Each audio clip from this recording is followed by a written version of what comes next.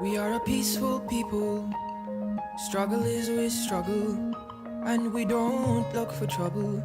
Just ask around. Honorable members, Speaker. But when outside faces from foreign places talk about taking over, we ain't backing down. We ain't giving up no mountains. We ain't giving up no tree. We ain't giving up no river.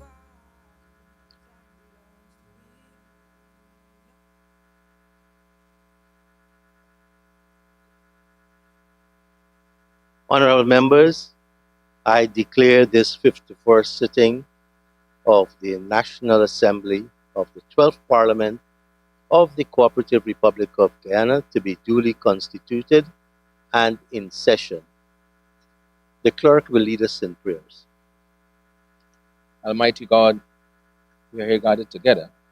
We most humbly beseech thee to guide us in all our consultations, so that we may together build a land where knowledge is free, where the mind is without fear, and the head is held high, and where words come from the depth of truth. Grant us, O God, thy aid and guidance, so that we may deal justly with the several causes that come before us, laying aside all private interests, prejudices, and personal preferences, so that the result of our counsels may be to the glory of thy blessed name, the maintenance of true religion, the preservation of justice, the safety, honor, and happiness of the President, and the peace and prosperity of Guyana. Grant us, O God, the vision so to lead, that all the people of this fair land, meant in that state of brotherhood and unity, where the mind is led forward by thee into ever-widening thought and action. Thank you. Please be seated. Messages from the President. Announcements by the Speaker.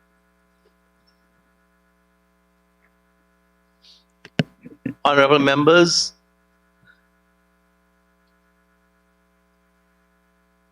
leave has been granted from today's sitting to the Honorable Member, Ms. Valda Lawrence. Honorable members, join me in welcoming the newly accredited French Ambassador to Guyana, Nicolas Lacoste. Ambassador. And he is joined by Pierre Gatti, and Pierre has been here with us for over a year. Pierre. Excellency, it's our honor to have you in our National Assembly. Honorable members, the Deputy Speaker will be joining us virtually.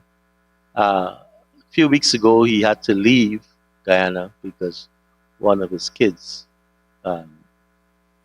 was hospitalized and is still in hospital. So join us in praying for his child to have a speedier recovery. Thank you. Mr. Clerk. Presentation of petitions, presentation of papers and reports, etc. Honorable Senior Minister in the Office of the President with responsibility for finance.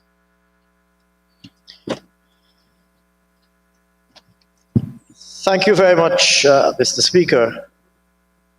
I rise, sir, to present to this Honorable House the following papers, reports, and other documents. One, the annual report of the Financial Intelligence Unit for the year 2021.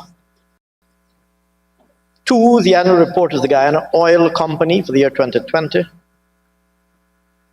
Three, the annual reports of the Dependents Pension Fund for the years 2019, 20, and 2021. Four, the annual report of the National Insurance Scheme for the year 2020. Five, the Constitutional Office's Remuneration of Holders Order 2022, Order number 51 of 2022. Six, the Ministers, Members of the National Assembly and Special Officers Emoluments Order 2022, Order number 52 of 2022. Seven, Financial Paper number 2 of 2022, Supplementary Estimates, Current and Capital, totaling $2,904,841,406 for the period from 15th August to 29th November 2022. And 8, financial paper number 3 of 2022, supplementary estimates current and capital totaling $44,443,164,154 for the period ending 31st December 2022. And Mr. Speaker, in relation to the latter 2 items, I wish, sir, to designate Monday, the 5th of December for the consideration of the said 2 papers. Thank you very much, sir. Thank you, Honorable Minister. Mr. Clerk. Reports from committees. Oral questions without notice. Questions and notice. Honorable members, there are 8 questions on today's order paper. Questions number 1 to 5 are for written replies. Questions number 6 to 8 are for oral replies. Question numbers 1 to 4 are in the name of the Honorable Member, Mr. David Patterson. Questions 1 to 3 are for the Honorable Minister of Natural Resources. And question number 4 is for the Honorable Minister of Public Works. Question number 5 is in the name of the Honorable Member, Ms. Nina Flo Bess, and is for the Honorable Minister of Tourism, Industry and Commerce. The answers to all of these questions have been received and have therefore, in accordance with our standing orders, been circulated. For oral replies, we have question number 6. The Honorable Member, Mr. Jermaine Figuera, you may now proceed with your question.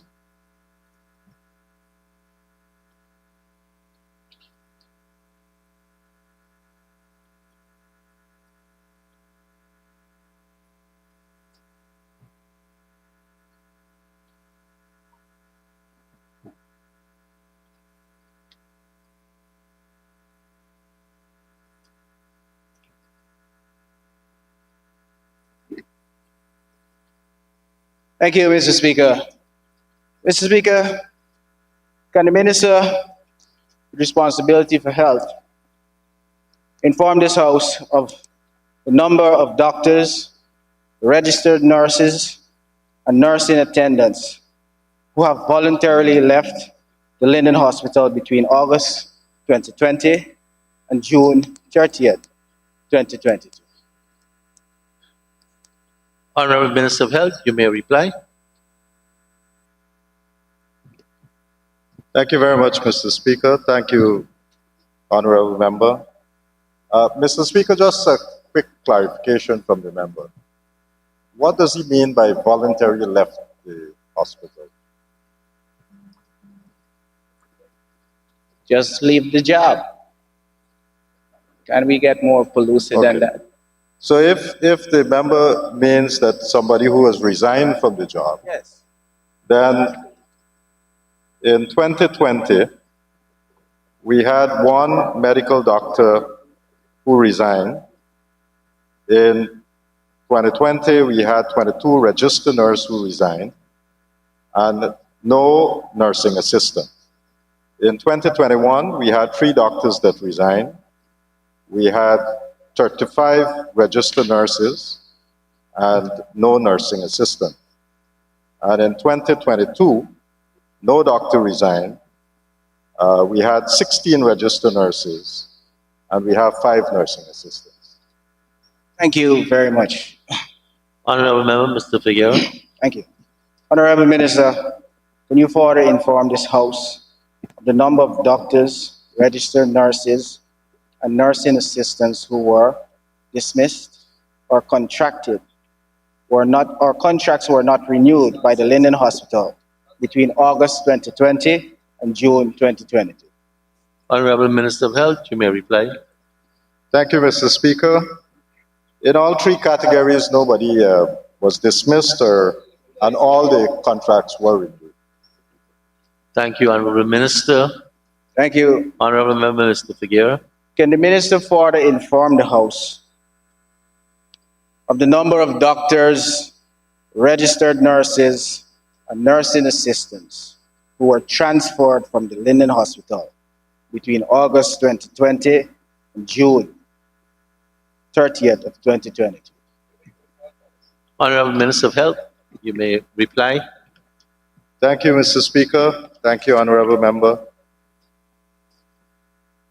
Doctors transferred in 2020 were 3, in 2021, 7, and in 2022, 2. Registered nurses in 2020, 8, in 2021, 3, in 2022, 1. Nursing assistants in 2020, 1, in 2021, 0, in 2022, 1.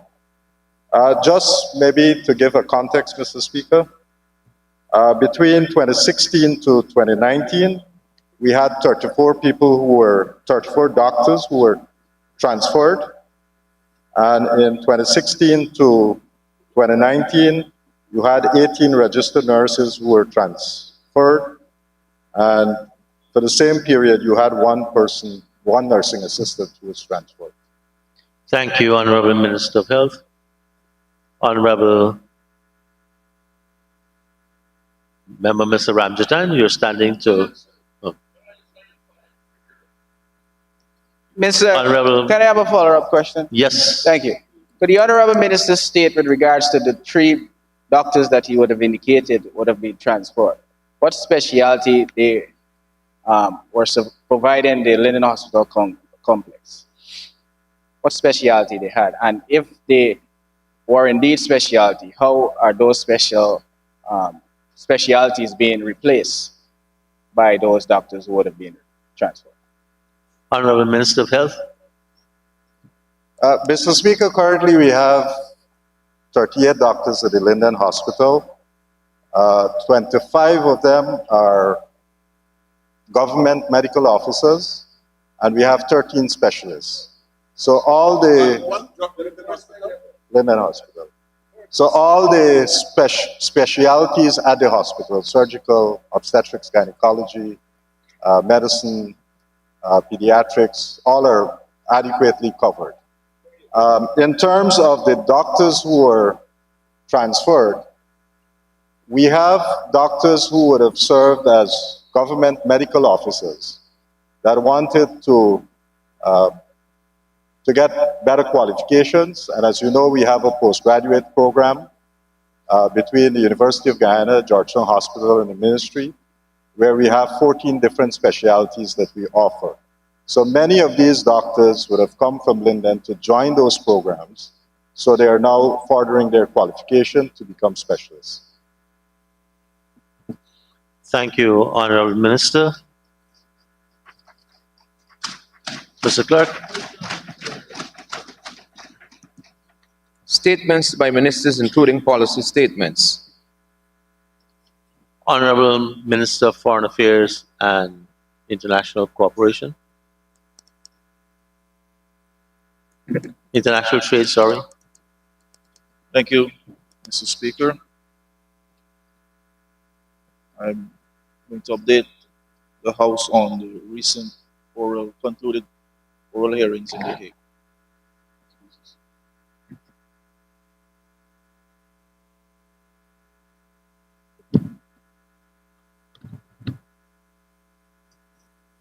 On November 22nd, oral hearings on Venezuela's preliminary objections before the International Court of Justice in The Hague concluded with Guyana's closing round of arguments. Venezuela contended that the United Kingdom is an indispensable third party to the case, which should not be allowed to proceed in its absence.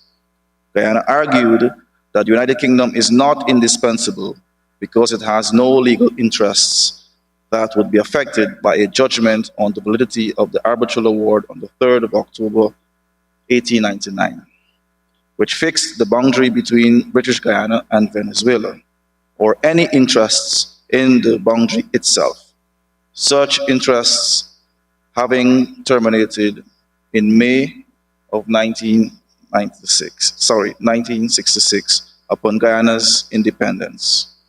The court will deliberate on the issue over the coming months.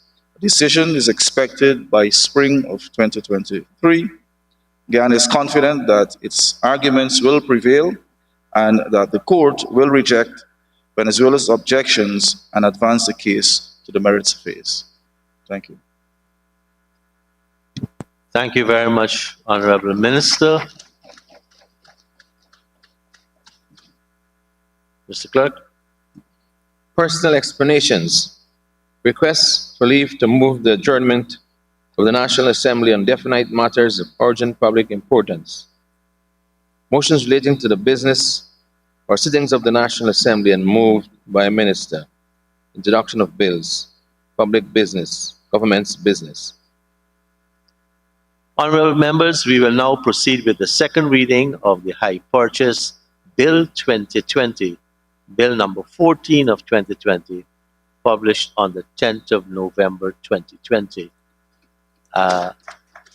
Before I call on the Honorable Minister of Tourism, Industry and Commerce, members would remember that this bill at the first reading was sent to a special select committee, and the process is there will be contributions with respect to that process and the second reading. Honorable Minister of Tourism, Industry and Commerce, Ms. Onej Walra.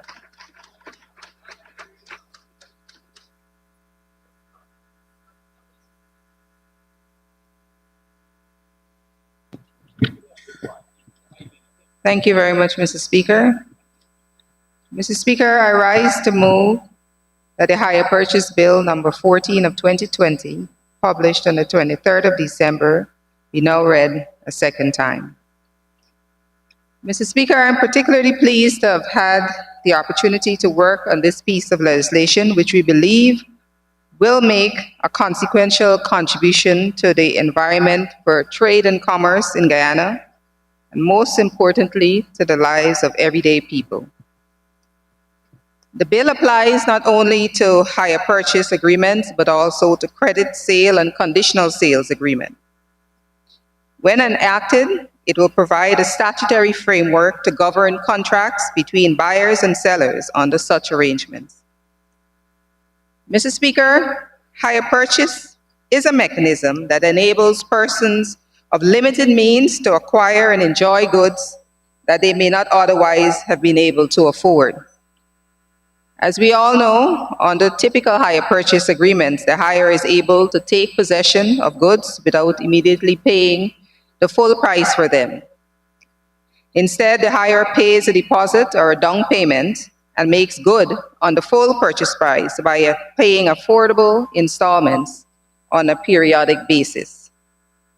Hire purchase therefore allows for the average citizen or household to acquire contemporary necessities such as refrigerators, freezers, and washers, as well as motor cars and cycles and motorcycles, without which transportation from our increasingly far-flung suburban centers would be challenging.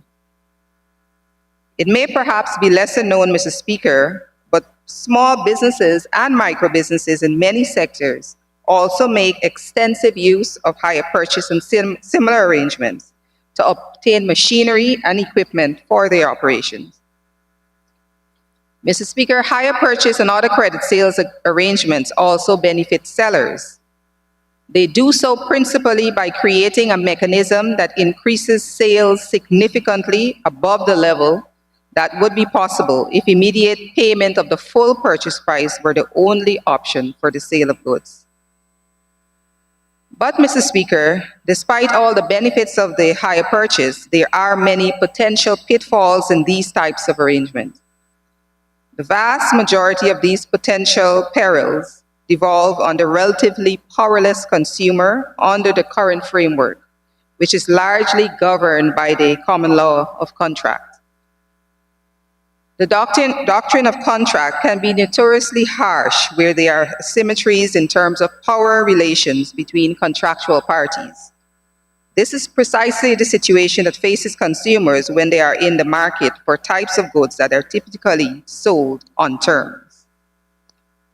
In the face of these uneven power relationships, the perils facing the consumer include onerous and in some cases unconscionable provisions in hire purchase agreements, such as the ability of the seller to repossess goods, even when those have been substantially paid for. Commonly also, there are provisions for sellers to forcibly enter and seize items, and again, this may occur even when the hire purchase price has been substantially paid off. And it is not uncommon, Mr. Speaker, that for there to be excessively punitive terms governing termination of agreements at the instance of the hirer.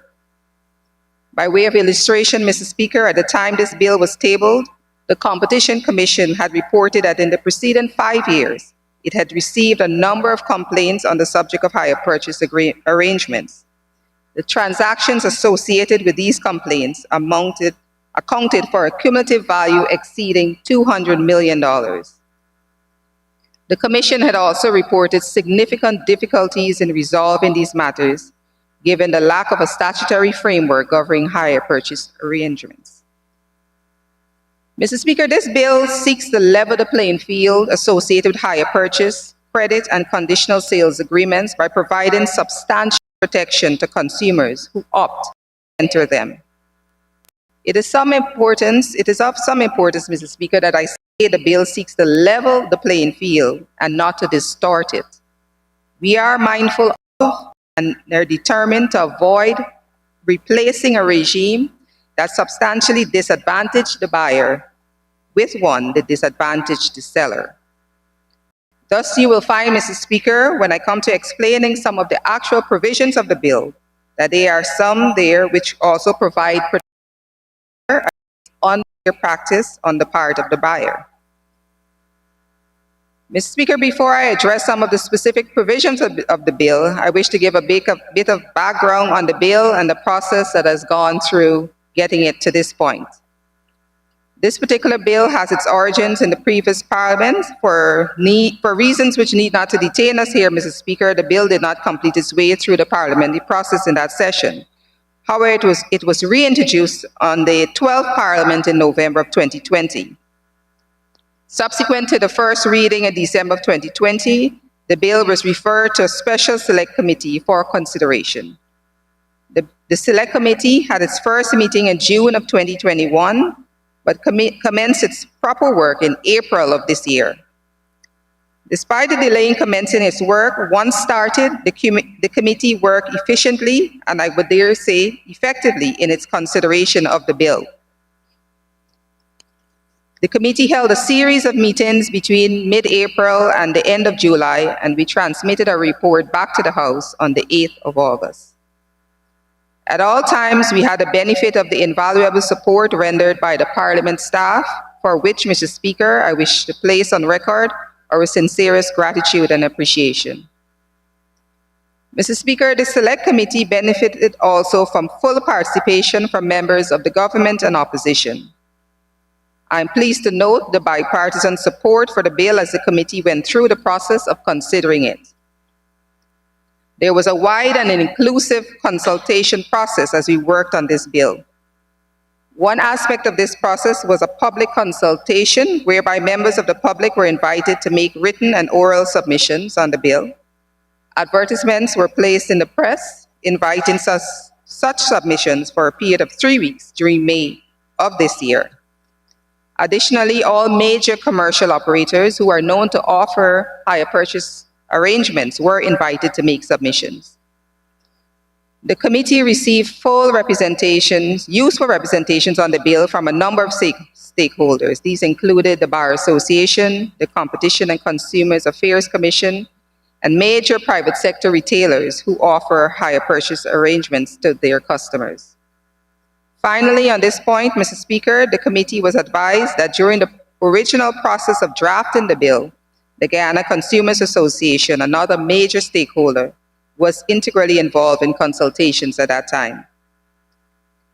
Therefore, Mr. Speaker, the bill that has come out of committee is now before us, has benefited from consultation with probably all of the main stakeholders who would have interest in it. We have the consumers' bodies representing one set of potential parties to hire purchase agreements, and the sellers as the other set of potential parties. We have the bar, who would be called upon by parties in the case of dispute, as well as the Competition and Consumer Affairs Commission, which prior to the enactment of this bill had a hapless job of addressing consumer complaints in the absence of an enabling statutory framework. As an aside, I would note that following the enactment of this bill, the Commission would be relieved of this burden as dispute resolution would fall principally in the magistrates' courts. Finally, in terms of stakeholders, we had, of course, the government and opposition. We, the members of this House, who established the legal framework and who must monitor and, if necessary, amend it as the need arises. Mr. Speaker, the consultation process was a full and fruitful one. As a result of this process, some 27 clauses were amended in committee, many following representations from various stakeholders. In fact, only 3 clauses have come back here without some form of amendment.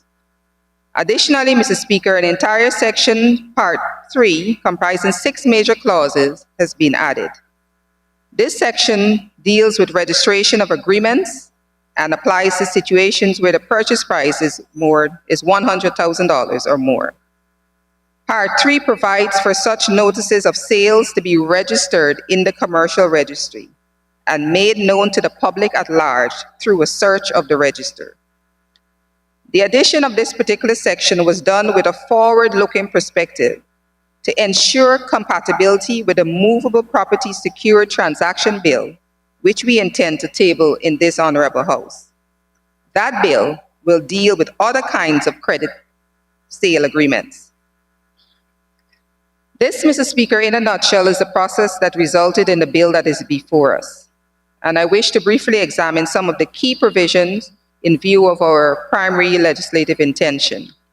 That intention, Mr. Speaker, is to level the field in the area of hire purchase and like agreements by providing statutory protection for consumers from exploitative practices while protecting sellers from unscrupulous hirers where necessary. Part 1 of the bill gives us as a standard the short title and the clause and interpretation. Part 2, the bill deals with the requirements that we have set for hire purchase and credit and conditional sale agreements. Part 2 creates a regime, a framework, if you will, for these agreements. This part makes provisions for certain requirements to be in place in every hire purchase, credit sale, and conditional sale agreement. These requirements are designed to protect the parties, especially the buyer, and they constitute a minimum set of protections that must be expressly included in any contract. If a seller omits to include these protections in their contracts, the default result will be to bar the seller from enforcing any rights under the agreement, unless they can satisfy a court that the buyer has not been prejudiced by such omission. To go into some amount of detail, Clause 3.1 imposes the obligation on the seller to disclose the cash price prior to the sale, that is to say, by some means other than through the actual agreement which evidences it. Clause 3.2 specifies certain circumstances under which the requirement at 3.1 to disclose the cash price would be deemed to have been satisfied. Those conditions briefly stated are where the cash price is prominently displayed with each item of goods, or where it is prominently featured with the items in a catalog. Mr. Speaker, this requirement to prominently display the cash price is a significant one because the failure to do so was one of the main devices by which unsuspecting customers were enticed into purchases that they could not afford. The common practice of displaying a seemingly low weekly installment could entice a customer into signing an agreement which would in fact require, say, monthly payments, which would substantially prove to be unaffordable. By the time the buyer realized the unsustainable level of payments, he or she, by Herculean efforts, would have paid several installments, cutting back in other areas of expenditure. At some point, faced with stark choices, a buyer may be forced into default, leading to the seller retaking possession of the items. requiring prominent display of the cash price as provided in clauses 3.1 and 3.2 is intended to make a prospective buyer aware upfront of the magnitude of the purchase that he or she is considering. Clause 3.3 requires a written agreement for the purchase, while Clause 3.4 specifies certain provisions that must be expressly included in the agreement. These provisions include some of the most important protections for the buyer that are enshrined in the bill, and they are required to be included in a prominent manner in every contract. That is to say, they cannot be in fine print.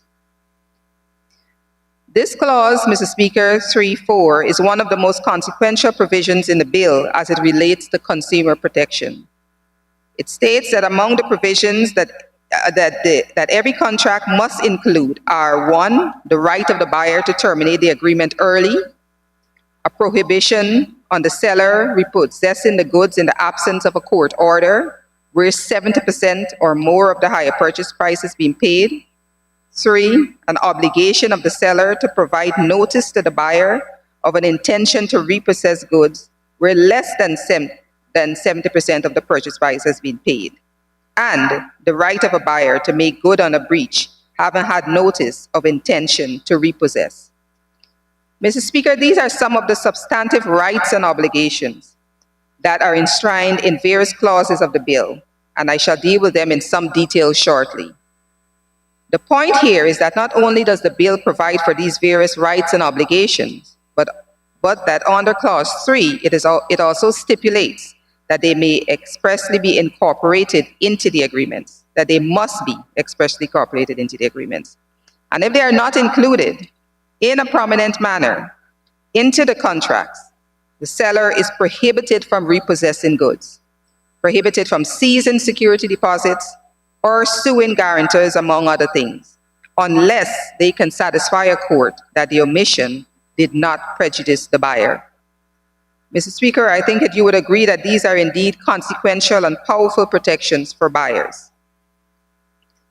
However, I would note once again, Mr. Speaker, that this is not a one-sided deal. The protections afforded to the buyer are balanced by reasonable protections for the seller. Take, for example, the case where the seller is obliged to give 21 days notice of intent to repossess. We can very well imagine an unscrupulous buyer on receipt of such notice may attempt to conceal or move the goods to avoid repossession. As we shall see, however, the Act imposes obligations on the buyer to promptly inform the seller on movement of the goods and imposes a significant monetary penalty for non-compliance. Additionally, there is provision whereby if the buyer decides to terminate an agreement early, he or she is obliged to make good on any arrears due, to return the goods promptly and in good condition to the seller. Clause 4 makes similar provisions for credit and conditional sale agreement as Clause 3 does for hire purchase arrangements. That is to say that Clause 4 mandates prominent disclosure of cash prices prior to sale, and that credit and conditional sale contracts must expressly include certain provisions that protect the buyer.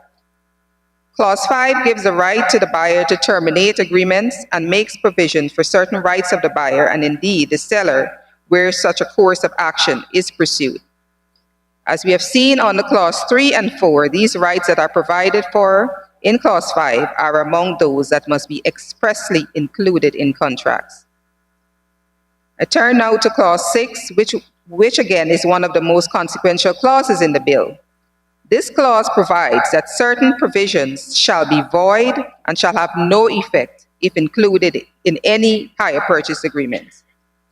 In other words, Mr. Speaker, this clause prevents sellers from contracting out of certain obligations imposed by this Act. And it also prevents sellers from attempting to remove rights of buyers through contracts. The provisions which would be void, thus unenforceable by virtue of this clause, include the following: provisions that purport to confer on the seller or his agents the right to forcibly enter any premises for the purpose of taking possession of goods; 2, the provisions that purport to relieve sellers from liability arising from such forcible entry. 3, attempts to exclude or restrict the rights of buyers to terminate hire purchase or conditional sales agreements. 4, the imposition of liability on buyers for terminating agreements over and above that which is permissible in the Act. And 5, exclusion or restriction of the right of a buyer to remedy a breach of an agreement. Mr. Speaker, these are just some of the provisions which this law would deem to be void and of no effect, even if expressly included in an agreement. You would find a full enumeration of these provisions in Clause 6. Clause 8 is another notable clause, Mr. Speaker. It is one of those clauses which provides some protection to sellers from potential undesirable practices on the part of buyers. This clause obliges a buyer to disclose the location of the goods, if so requested by the owner or the owner's agent. More importantly, the obligation by the buyer to promptly inform the owner if the goods are removed from the location stated in the agreement or the address last communicated to the owner. Failure to discharge this obligation without good reason or given false information renders the buyer liable on summary conviction to a fine of $200,000. Clause 9 provides that there shall be a number of implied conditions and warranties in every hire purchase, credit, and conditional sale agreements. They include implied warranties that the hirer shall have and enjoy quiet possession of the goods, and the goods shall be free from any encumbrance in favor of third parties. Also, very importantly, there shall be an implied warranty that where the hirer expressly or by implication makes known to the seller the particular purpose for which the goods are required, that there shall be an implied condition that the goods shall be reasonably fit for such purpose. Many of the provisions of Clause 9 codify the common law position on sale of goods and places them on a statutory footing. Mr. Speaker, it has been established that hire purchase agreements entered into by consumers without informed consideration of their own circumstances and ability to pay has resulted in much financial distress. Indeed, considerable social hardship with consequent strain on families also result from this. The bill therefore includes a clause 10, which provides for a 7-day cooling off period, during which a hirer who has had the benefit of a more informed consideration may cancel the agreement. The buyer's right to so cancel the agreement is one of those terms and conditions which is required to be expressly stated in the agreement. This clause, that is Clause 10, also specifies those parties who are appropriately considered to be agents of the owner for the purposes of receiving notice of cancellation of the agreement. Clause 11 deals with the mechanism by which notice of cancellation can be served, and it's notable in this modern era, Mr. Speaker, that amongst the mechanism expressly provided for in the bill, it is notice by electronic means.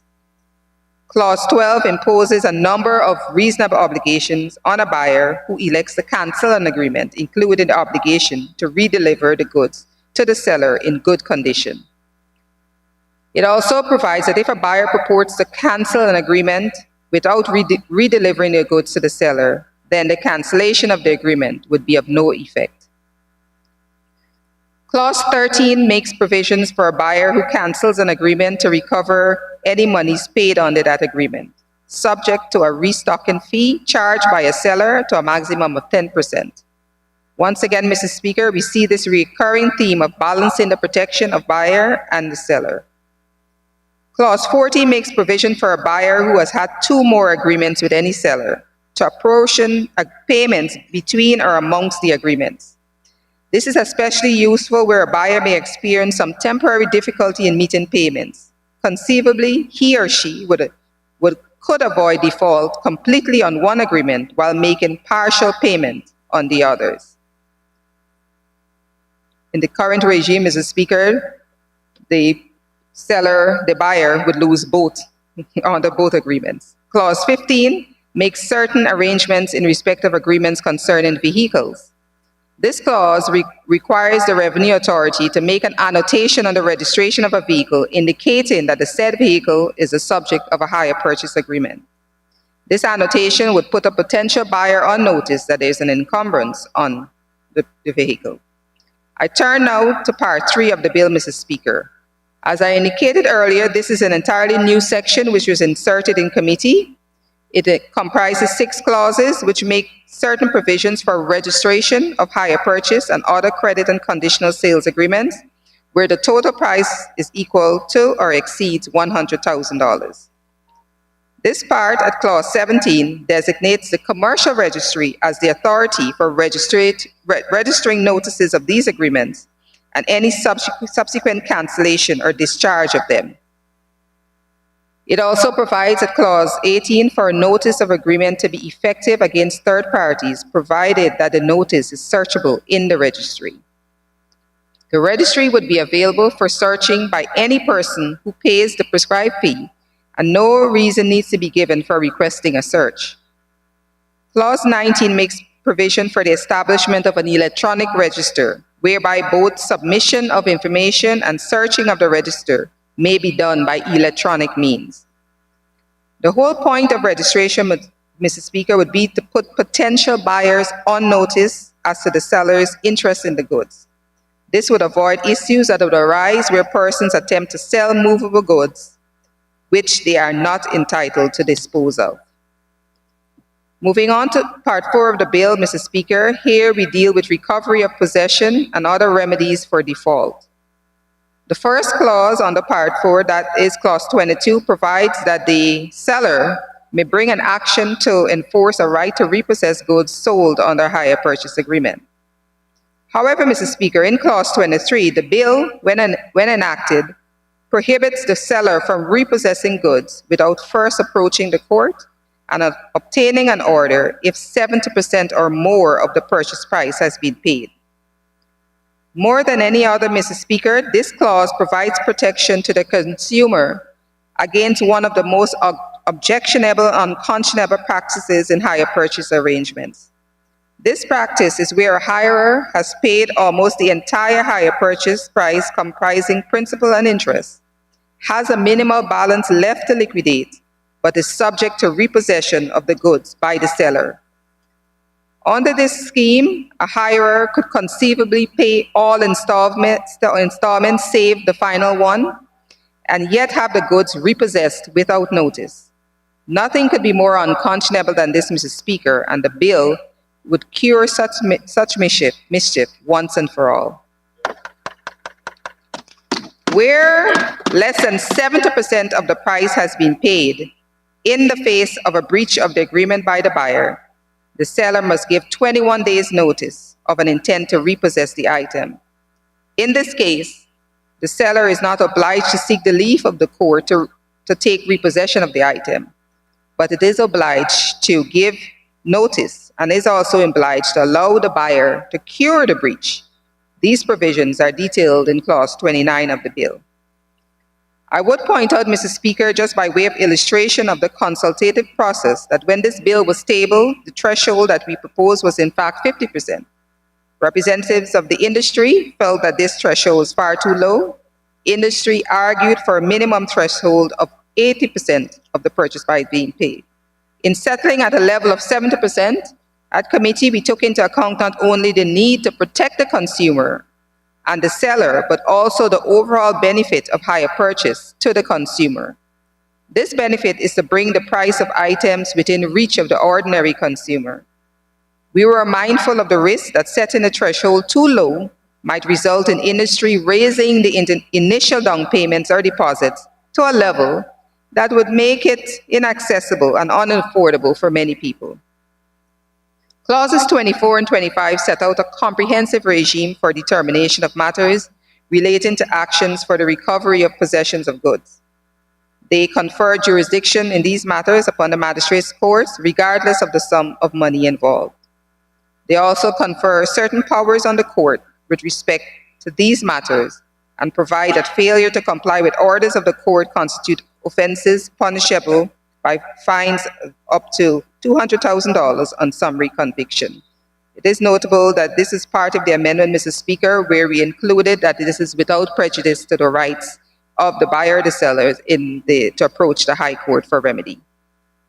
Clause 28, Mr. Speaker, is another example of us balancing the interests of buyers and sellers in this bill. Under Clause 28(1), where a buyer pays the higher purchase price in full more than 1 month before the term of the agreement, the buyer is entitled to a 5% rebate.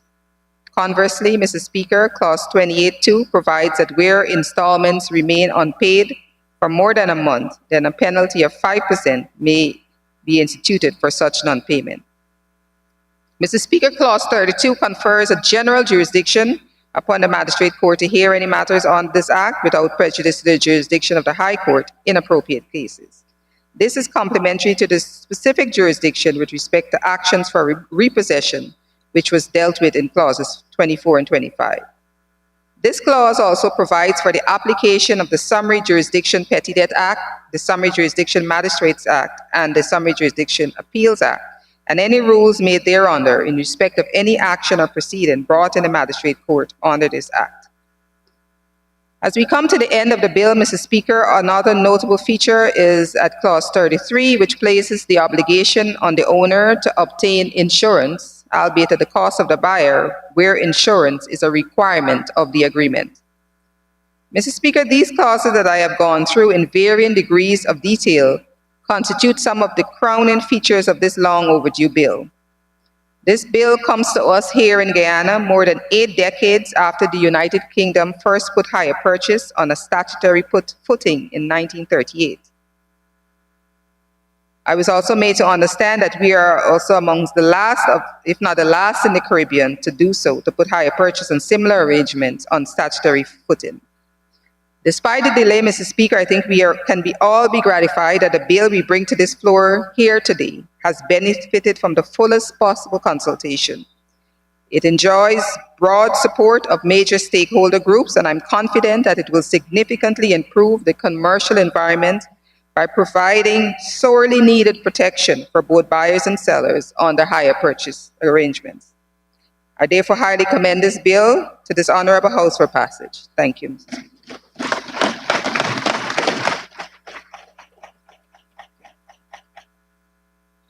Thank you very much, Honorable Minister.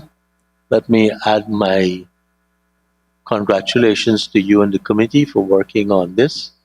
I think it passed through that office when I was there 2 decades ago. I have a member from the opposition, but I don't have a name. The Honorable Member and former Minister of Tourism, Industry and Commerce.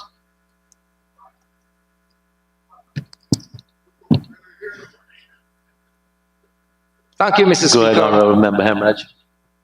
For the opportunity for me to make my contribution on the debate on the hire purchase bill, Bill number 14 of 2020.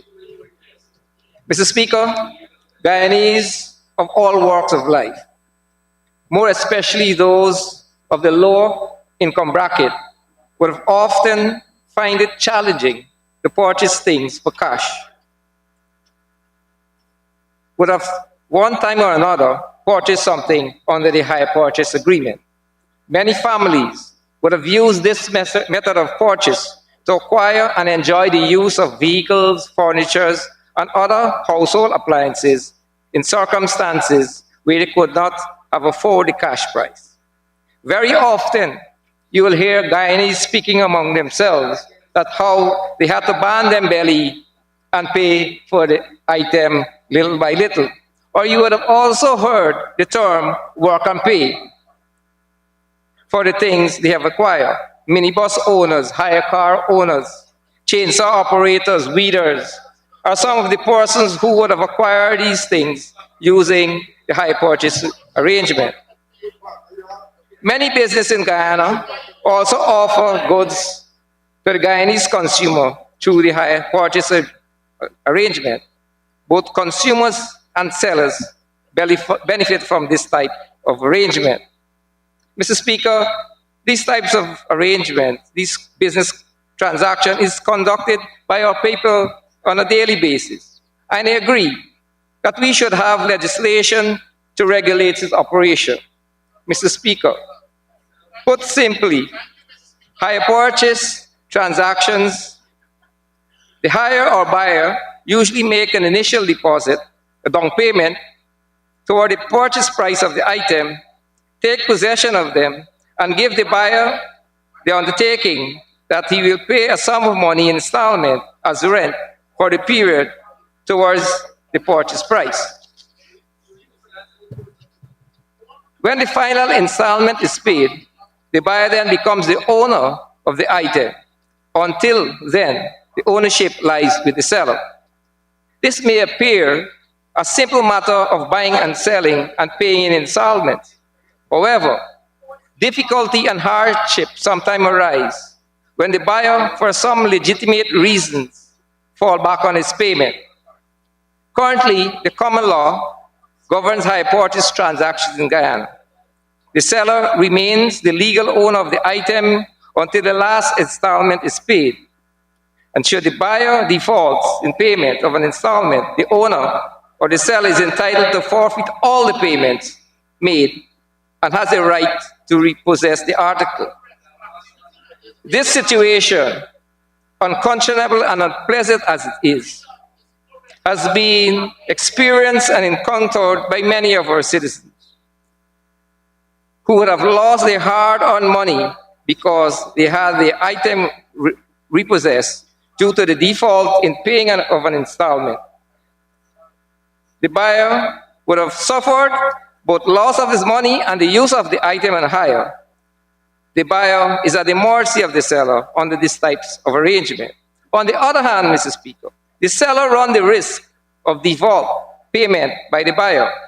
Sometimes the hirer would take goods from the seller, use it, and is reluctant to pay the installments as promised, and also refuse to return the goods to the seller. Some instances, the seller is unable to locate and recover the goods hired. Here, the seller would be suffering loss. The Hire Purchase Bill 2020, Bill number 14 of 2020, seeks to provide some amount of protection to both the seller and the buyer.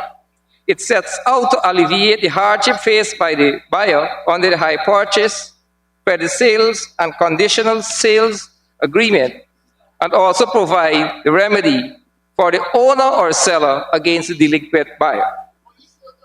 When this bill is enacted, it will become illegal for sellers and their agents to seize goods sold under the hire purchase, credit sales, or conditional sales agreement, unless certain procedures are followed. The bill seeks to protect buyers under these types of agreement from having their items repossessed in the event they miss paying the installment. It sets out the procedure which the seller has to follow in order to repossess an item should the buyer default in payment. Mr. Speaker, the bill is divided in 4 parts, with Part 2 dealing with the requirements relating to the hire purchase, credit sales, and conditional sales agreement. It prescribes the constituent elements necessary for a valid agreement. It also provides the circumstances in which the agreement may become void. Clause 9 of the bill seeks to protect the buyer as it proposed that every agreement shall have implied warranty that the buyer shall have and enjoy quiet possession of the goods, a right to sell the goods at the time the property passed to him, and the goods are free from any charge or encumbrance. There is also implied condition that where the buyer makes known the particular purpose for the item shall be reasonably fit for that purpose. These safeguards will be welcomed by our consumers.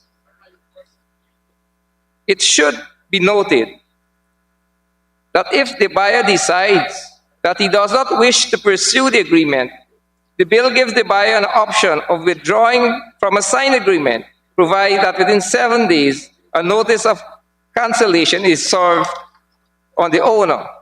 So even though the buyer entered into a written agreement, he can opt out of that agreement by giving the required notice of cancellation within the specific time. Part 3 of the bill deals with recovery of possession and other remedies. It must be noted that under the common law, where a buyer defaults, the owner or seller can repossess the item bought under the hire purchase agreement. Clause 17 of the bill states that where the hirer has paid 70% or more of the hire purchase price, or the total purchase price, the seller would only be able to recover possession of the good by bringing actions against the buyer in the situation where against the buyer. In situation where less than 70% has been paid, the right to recover can be enforced where the seller gives the buyer 21 days notice of his intention to recover possession. Mr. Speaker, this will give the buyer notice of the seller's intention and an opportunity to correct the situation by paying the installment if he chooses. The seller's remedy against a delinquent buyer lies in an action in the magistrate's court. Clause 27 of the bill does not restrict the amount of money claimed in the magistrate court exercising its civil jurisdiction. There is no limitation to the amount claimed under this bill in the magistrate court. It is perceived that matters take a shorter time to be determined in the magistrate court as compared with the high court, and therefore litigation is expected to be of a shorter duration.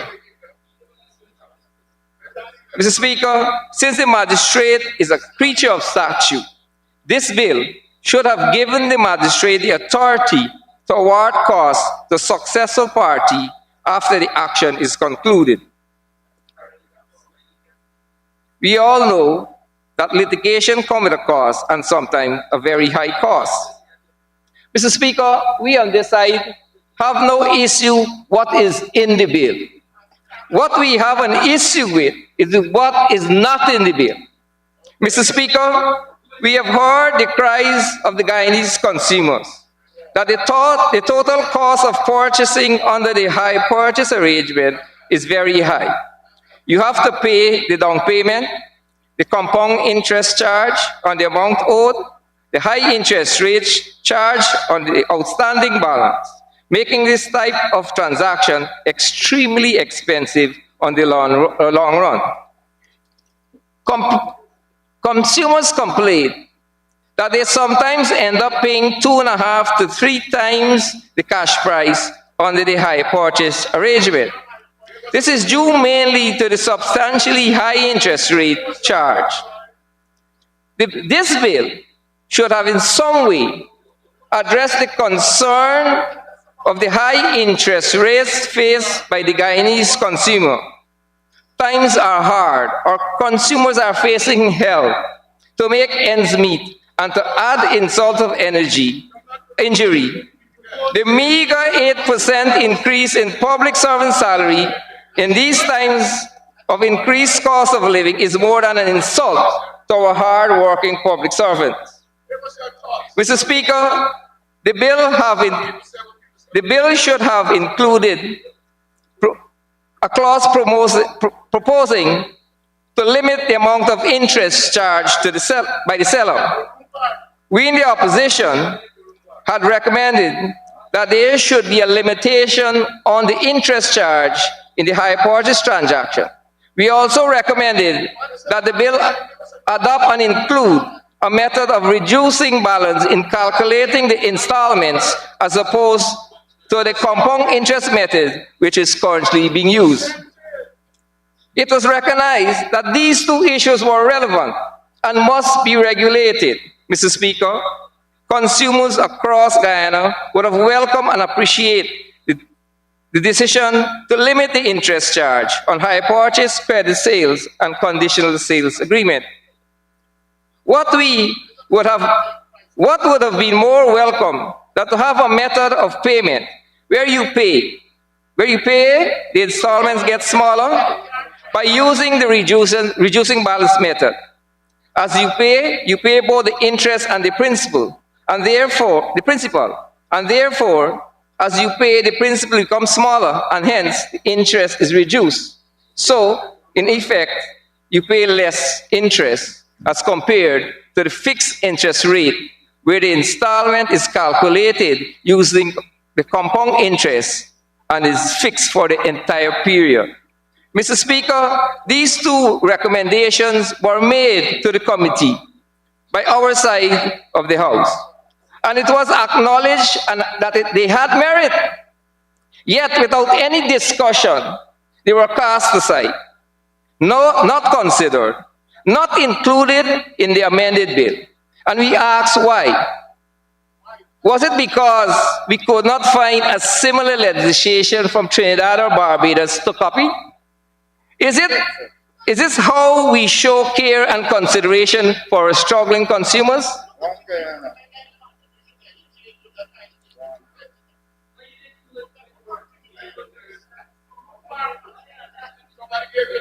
Is this how we show care and consideration for our struggling consumers?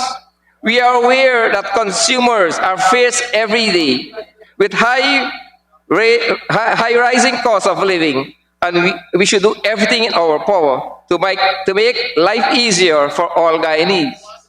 By including these two recommendations, we would certainly demonstrate it that this government cares for the consuming public. But again, we ask, why were these two recommendations not considered? Was it because it came from the opposition? Mr. Speaker, these are my observations on the High Purchase Bill 2020, Bill number 14 of 2020, and I urge the Honorable Minister, even at this stage, to consider the recommendations of limiting the interest rate charge and using the reduced basic method of calculating installments to include in the bill, even if we have to take it back to the select committee. Let us give the Guyanese consumer a legislation that they deserve, appreciate, and feel comfortable with. Let us include that which must be included for the benefit of our citizens. Thank you.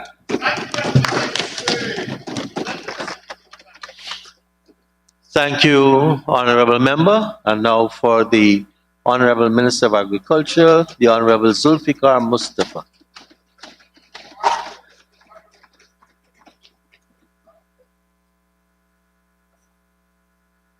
Thank you very much, Mr. Speaker. Mr. Speaker, before I get into my presentation, I want first of all to commend my colleague, Honorable Onij Waldron, for leading this committee, and we are here today with a bill that has seen 27 of the 30 clauses being amended, a bill that we had wide consultation with major companies, cooperation, and groups. And all those contributions has helped us today to bring to this assembly a modern bill, a bill that will help the future of our country.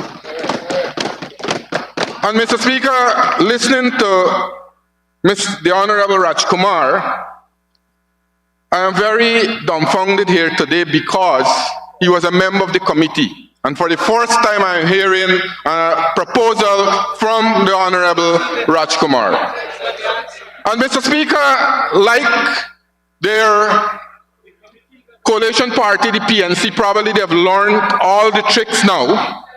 We are seeing they are saying us should cap interest rate. To cap interest rate is to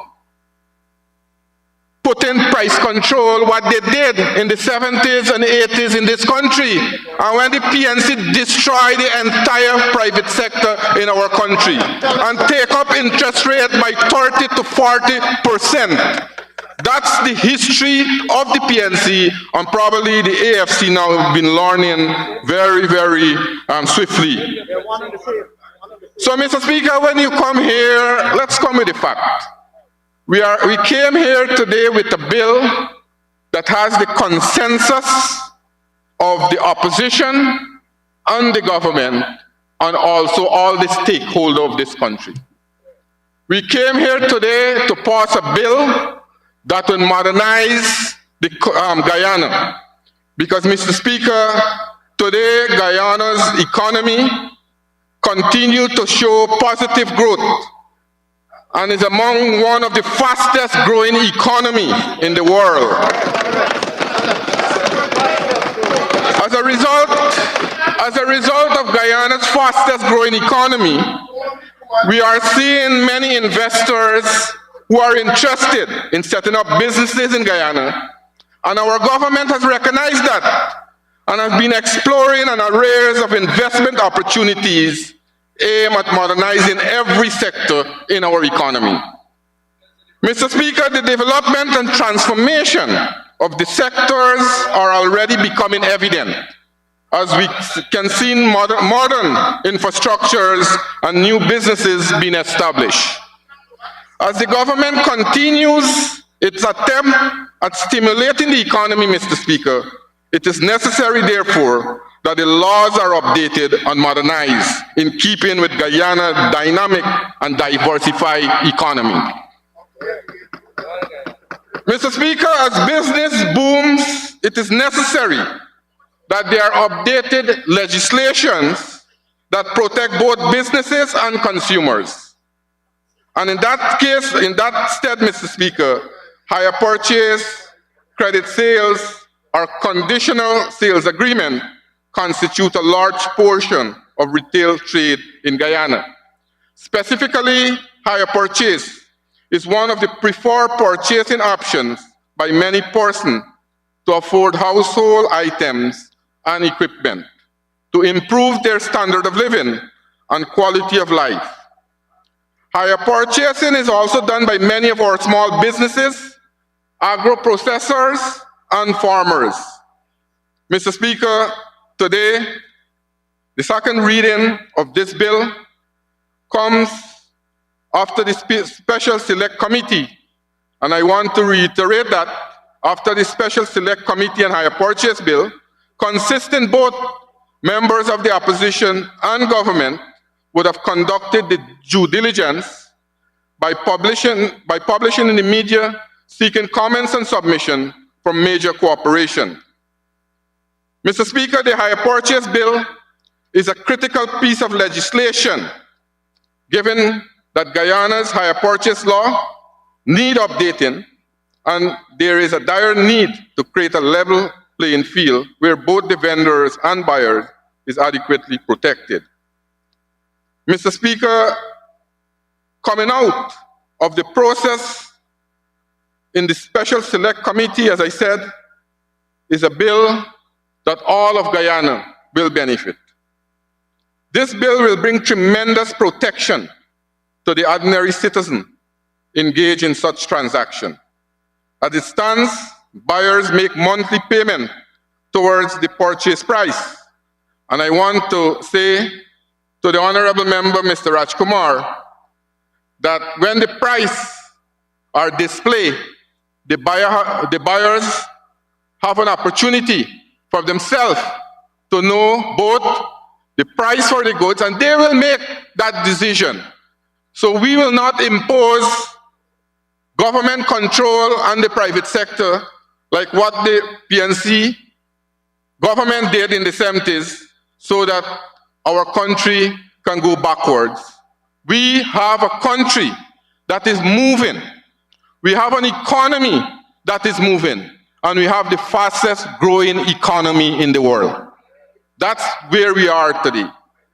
So we will not be a government to go back from our progress, what happened to our country from 2015 to 2020.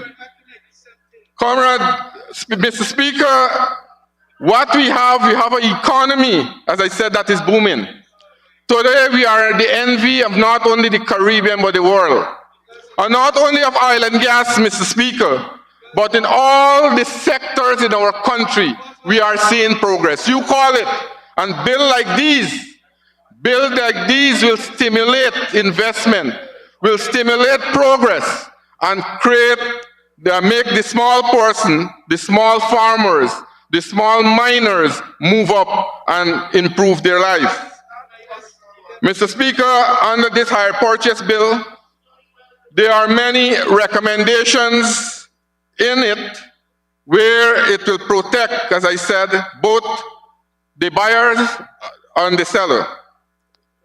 As I said before, Mr. Speaker, we have seen a number, and my colleague alluded to it, the Competitions and Consumer Affairs Commission has received numerous complaints valued at millions of dollars involving hire purchase transactions. These complaints are wide in evidence a variety of trade malpractice due to the absence of hire purchase legislation. And today we are here. We heard since 1938, a bill like this was passed in the United Kingdom. And we are the last in the Caribbean, according to my colleague, to pass and modernize this bill. This shows the government's intention in modernizing our country and move our country to progress.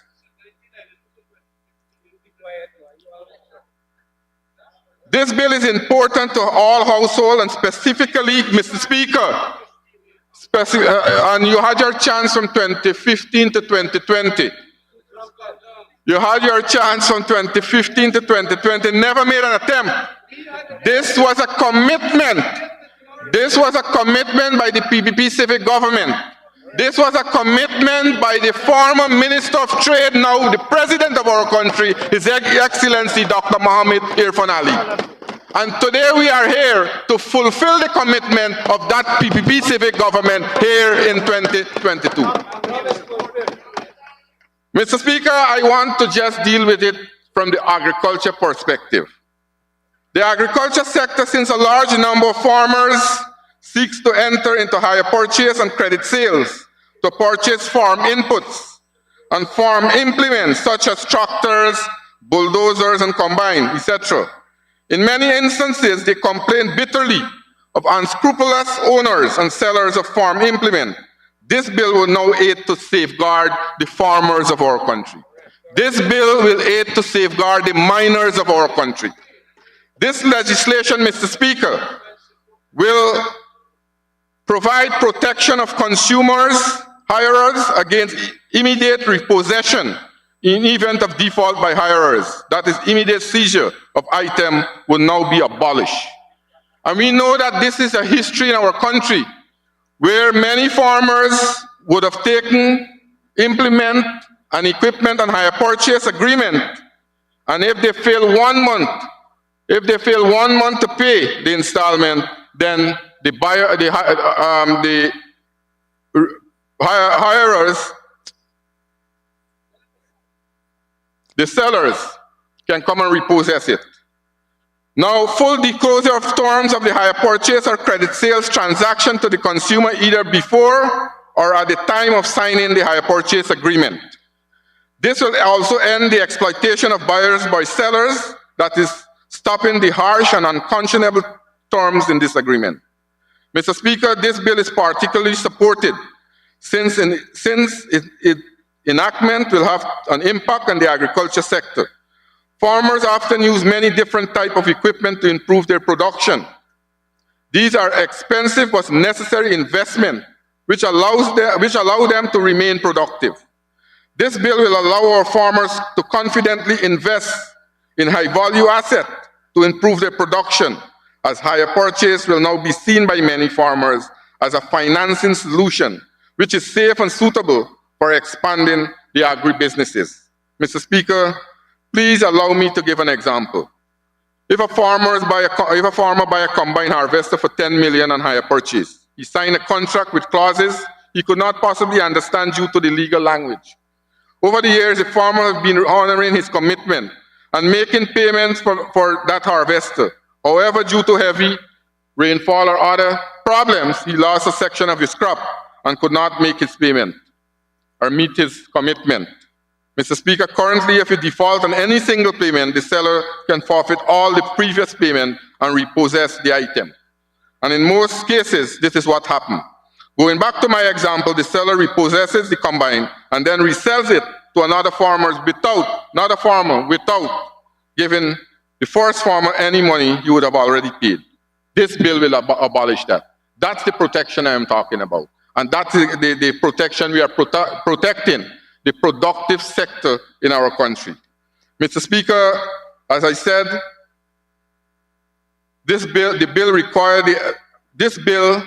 will help the farmers also to have payments that they have been making for machinery and other equipment to be as it is. And I want to give another example here. Farmers, when they incur costs for these machinery, they are being told that the machinery is field ready. What is field ready? Many times farmers complain that they expend more money to make the machine field ready. For example, a combine harvester, a farmer would have to pay almost $400,000 to $600,000 extra to build shield to pick up the extra paddy that falls in the field. This bill will help the farmers to save those money. So this bill will help the entire productive sector, likewise the miners, the small miners in our country. Furthermore, Mr. Speaker, persons buying vehicles and hire purchase will be protected by a note made on the registration by GRA. This means we will all know when a vehicle is on hire purchase. So there is no double sale of the same vehicle, which is an everyday occurrence affecting the ordinary man in the street. Mr. Speaker, we always punish the defaulters, but never reward those that comply with the rules. An encouragement to buyer consumer to make payments early where possible is in this bill, as we heard the Honorable Minister said, that there is a 5% rebate on early payment. So this is law now in our country. Mr. Speaker, this legislation will provide much needed protection for both consumers and suppliers. When a consumer purchases a goods, purchase an item and hire purchase, it will now be the law that the correct information regarding the location of the goods is provided to the supplier. Mr. Speaker, as I said, the enactment of the hire purchase bill will address the issue faced by consumers and provide them with a legal channel for redress. Hire purchase consumer will not now worry less after losing goods and items they would have purchased before this bill.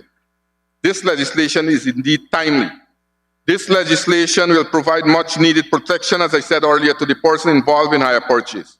This legislation will modernize our country. This legislation is in keeping with our government commitment to the people of our country, not only to build infrastructure, not only to improve other sectors, but to modernize the entire system in our country where every strata of society will benefit. Mr. Speaker, I commend this bill to the Honorable House. Thank you, Honorable Minister. The next speaker from the opposition, the Honorable Member, Ms. Samantha Walton Desir.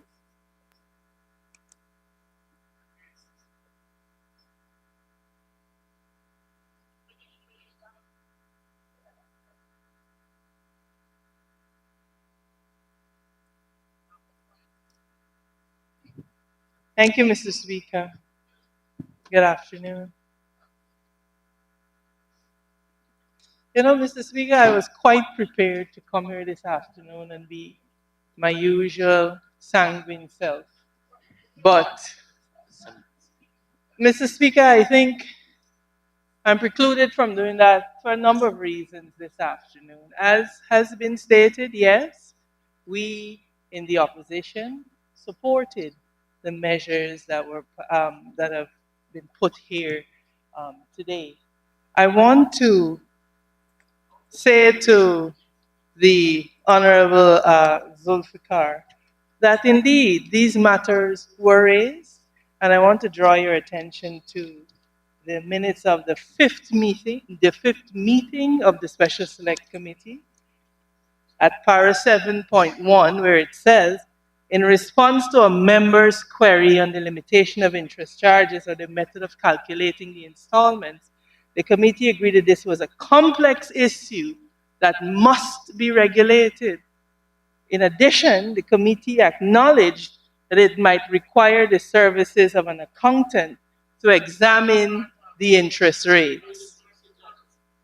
This says to us, Mr. Speaker, that, and if we check the Hansard, we would see that there was some discussion on this matter.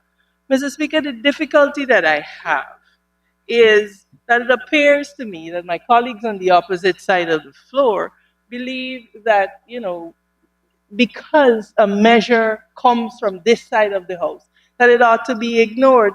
The honorable member stood there just now to talk about rewarding buyers. The point that we are making about how you compute the interest is a reward so that people, as they continue to pay, they pay down smaller and smaller. I am not an economist, but you are making the same point that we are making on this side of the floor. But the reality is that because it comes from this side of the floor, it cannot be accepted. In the minutes of the select committee meeting, it says that it must be regulated. It says that it must be regulated. And if we agree that it is a matter that must be regulated, that is our role as regulators. It is our role as regulators. But Mr. Speaker, this is the difficulty that I'm having with my colleagues on the other side. The lack of legislative courage that they display. Mr. Speaker, they stand there and they heckle about why didn't you do it from 2020, and they operate as if the history of Guyana in 2015. They had 23 years to do this, did absolutely nothing, and then come to say, people of Guyana, that you must be grateful that we have finally put this on the agenda. Mr. Speaker, we have no difficulty supporting this bill, but we have a problem with the attitude of our colleagues on the other side. And I know the Honourable Member Hamilton is coming after me, and he will, in his usual bombastic manner, attempt to refute what I'm saying, but he will be unsuccessful. And so, Mr. Speaker, I want to say, Mr. Speaker, we support the measures here, but we believe the outline is possible. Mr. Speaker, when here, I hear my honourable member friend on the other side, Coy, talking about discrimination and why don't I speak to the discrimination. I have 30 minutes, I'm gonna get to it. Hold tight. Mr. Speaker, the reality is that this bill does bring significant relief, but we believe more could be done. Mr. Speaker, the difficulty, like I said before, is the lack of legislative courage. Mr. Speaker, we have to begin to focus more on the quality of legislation. It appears to me that this government intends to rush legislation through this House, Mr. Speaker, to say that we did it without looking at the qualitative element of it. Mr. Speaker, it is the same thing that they did with the issue of marijuana. They went around this country saying, oh, we are decriminalizing, misleading the small man into thinking that they were going to be decriminalizing this issue. Mr. Speaker, myself and colleagues, the Select Committee, we pleaded with the chair of that committee to demonstrate the type of legislative courage that CARICOM brothers and sisters have demonstrated when it comes to of marijuana, and they failed to do it because it appears we somehow enjoy this position of being last. in Guyana, as the Honorable Zulfikar alluded. And so I'm saying in this House, Mr. Speaker, that we have to demonstrate the necessary legislative courage that really, really will impact the lives of people. Mr. Speaker, my colleague on the other side is talking about speaking to the bill.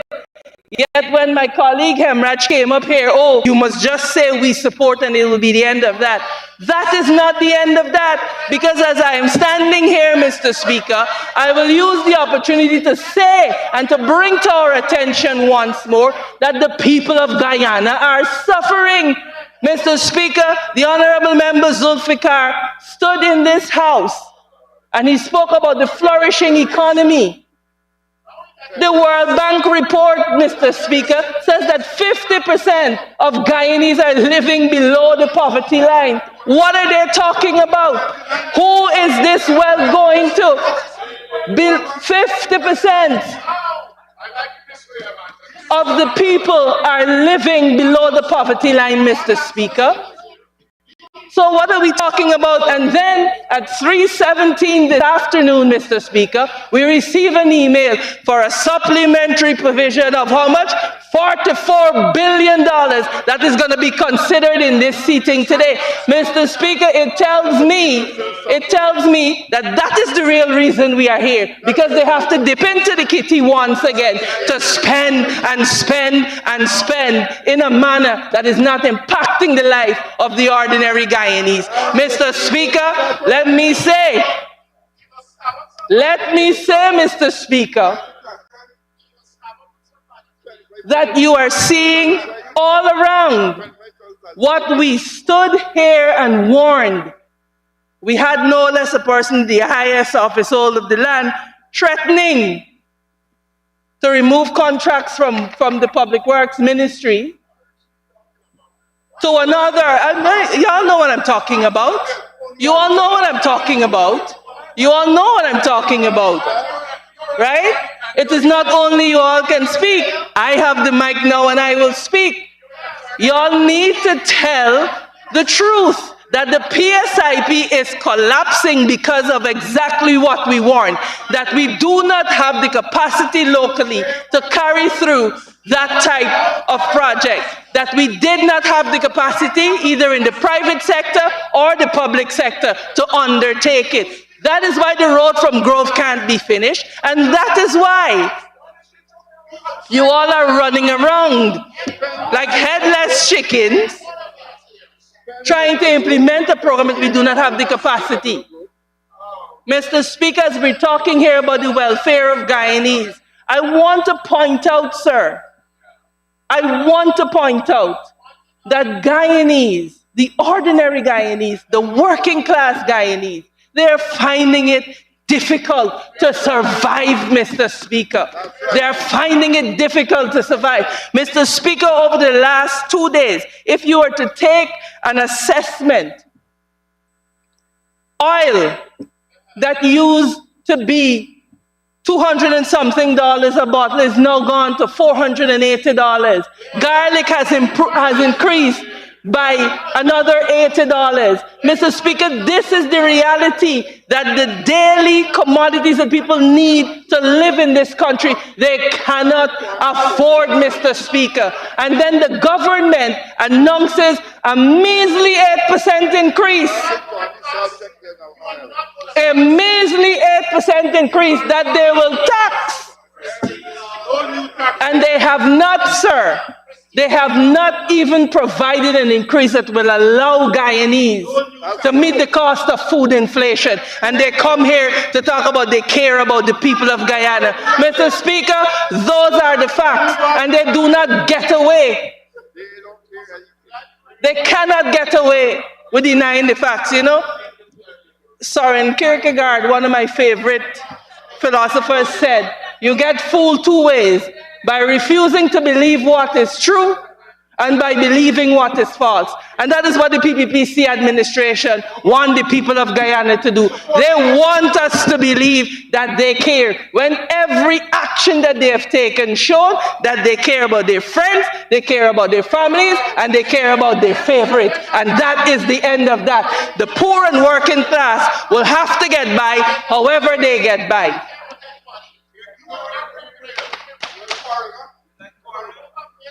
Thank you, Mr. Speaker. Mr. Speaker, I want to say that we have to,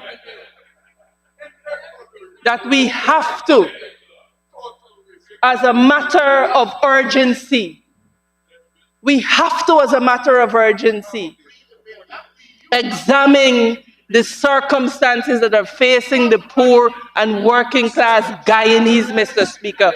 We cannot come into this house and pretend as though we are sitting in ivory towers and we are out of touch with the reality of the poor and working class. And Mr. Speaker, I have 30 minutes to speak. I have already spoken to the bill, and I will use the rest of my time to say to us that we have to make meaningful provision for our people. We have to make meaningful provision for our people, Mr. Speaker. Mr. Speaker, we cannot continue like this in this house. We cannot continue like this in this house. Whatever it is we are doing, sir, is failing to reach the people who need it the most. You look at an 8% increase across the board, Mr. Speaker. During our time in office, it was done on a sliding scale so that the people who needed it the most got the most. And those are the facts. Those are the facts. Now you have an increase across the board. The man at the bottom that needs it the most has to compete with the man in the top who already has it, Mr. Speaker. We are saying on this side of the house that people are suffering and we need to do more. We need to do more. We were quite disappointed that we could not debate the cost of living motion, but Mr. Speaker, it is difficult for our people out there. And I'm saying that we came to the House today and we spoke about making it better for the people of Guyana. And you know what bothers me? I am standing here speaking about us intervening for the people of Guyana, and my colleagues on the other side of the House want to talk about relevance. We are speaking about the one and the same thing. We are speaking about the people of Guyana. We are speaking about making their lives better. That is what I am talking about.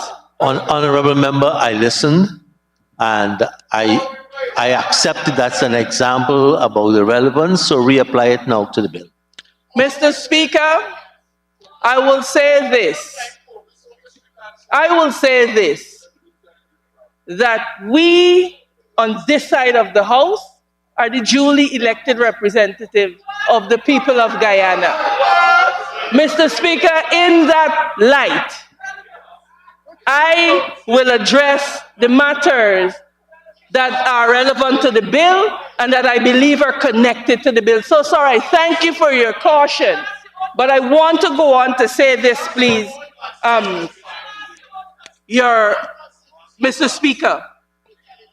Mr. Speaker, we are asking, sir,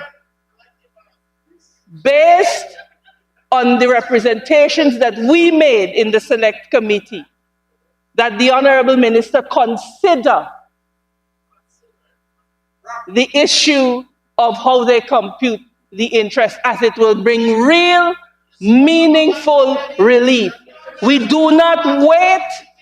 We do not need to wait to do it, Mr. Speaker. It can be done now. Mr. Speaker, in the minutes they said that they needed the services of an accountant to do this.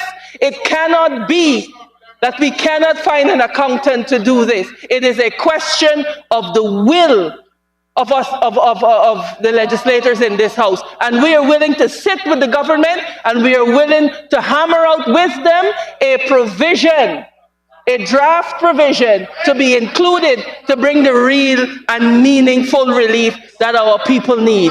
And so, Mr. Speaker, with those few comments, we want to say that in principle, again, we support the bill, but we believe that we need to demonstrate the legislative courage necessary to deliver real relief to the people of Guyana. I thank you, Mr. Speaker.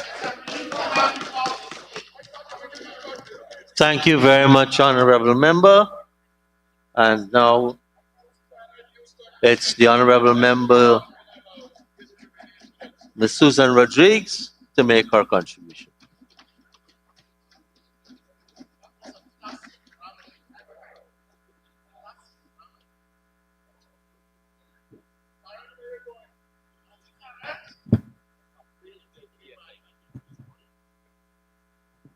Mr. Speaker, I rise to make my contribution to the Hire Purchase Bill, Bill number 14 of 2020. Mr. Speaker,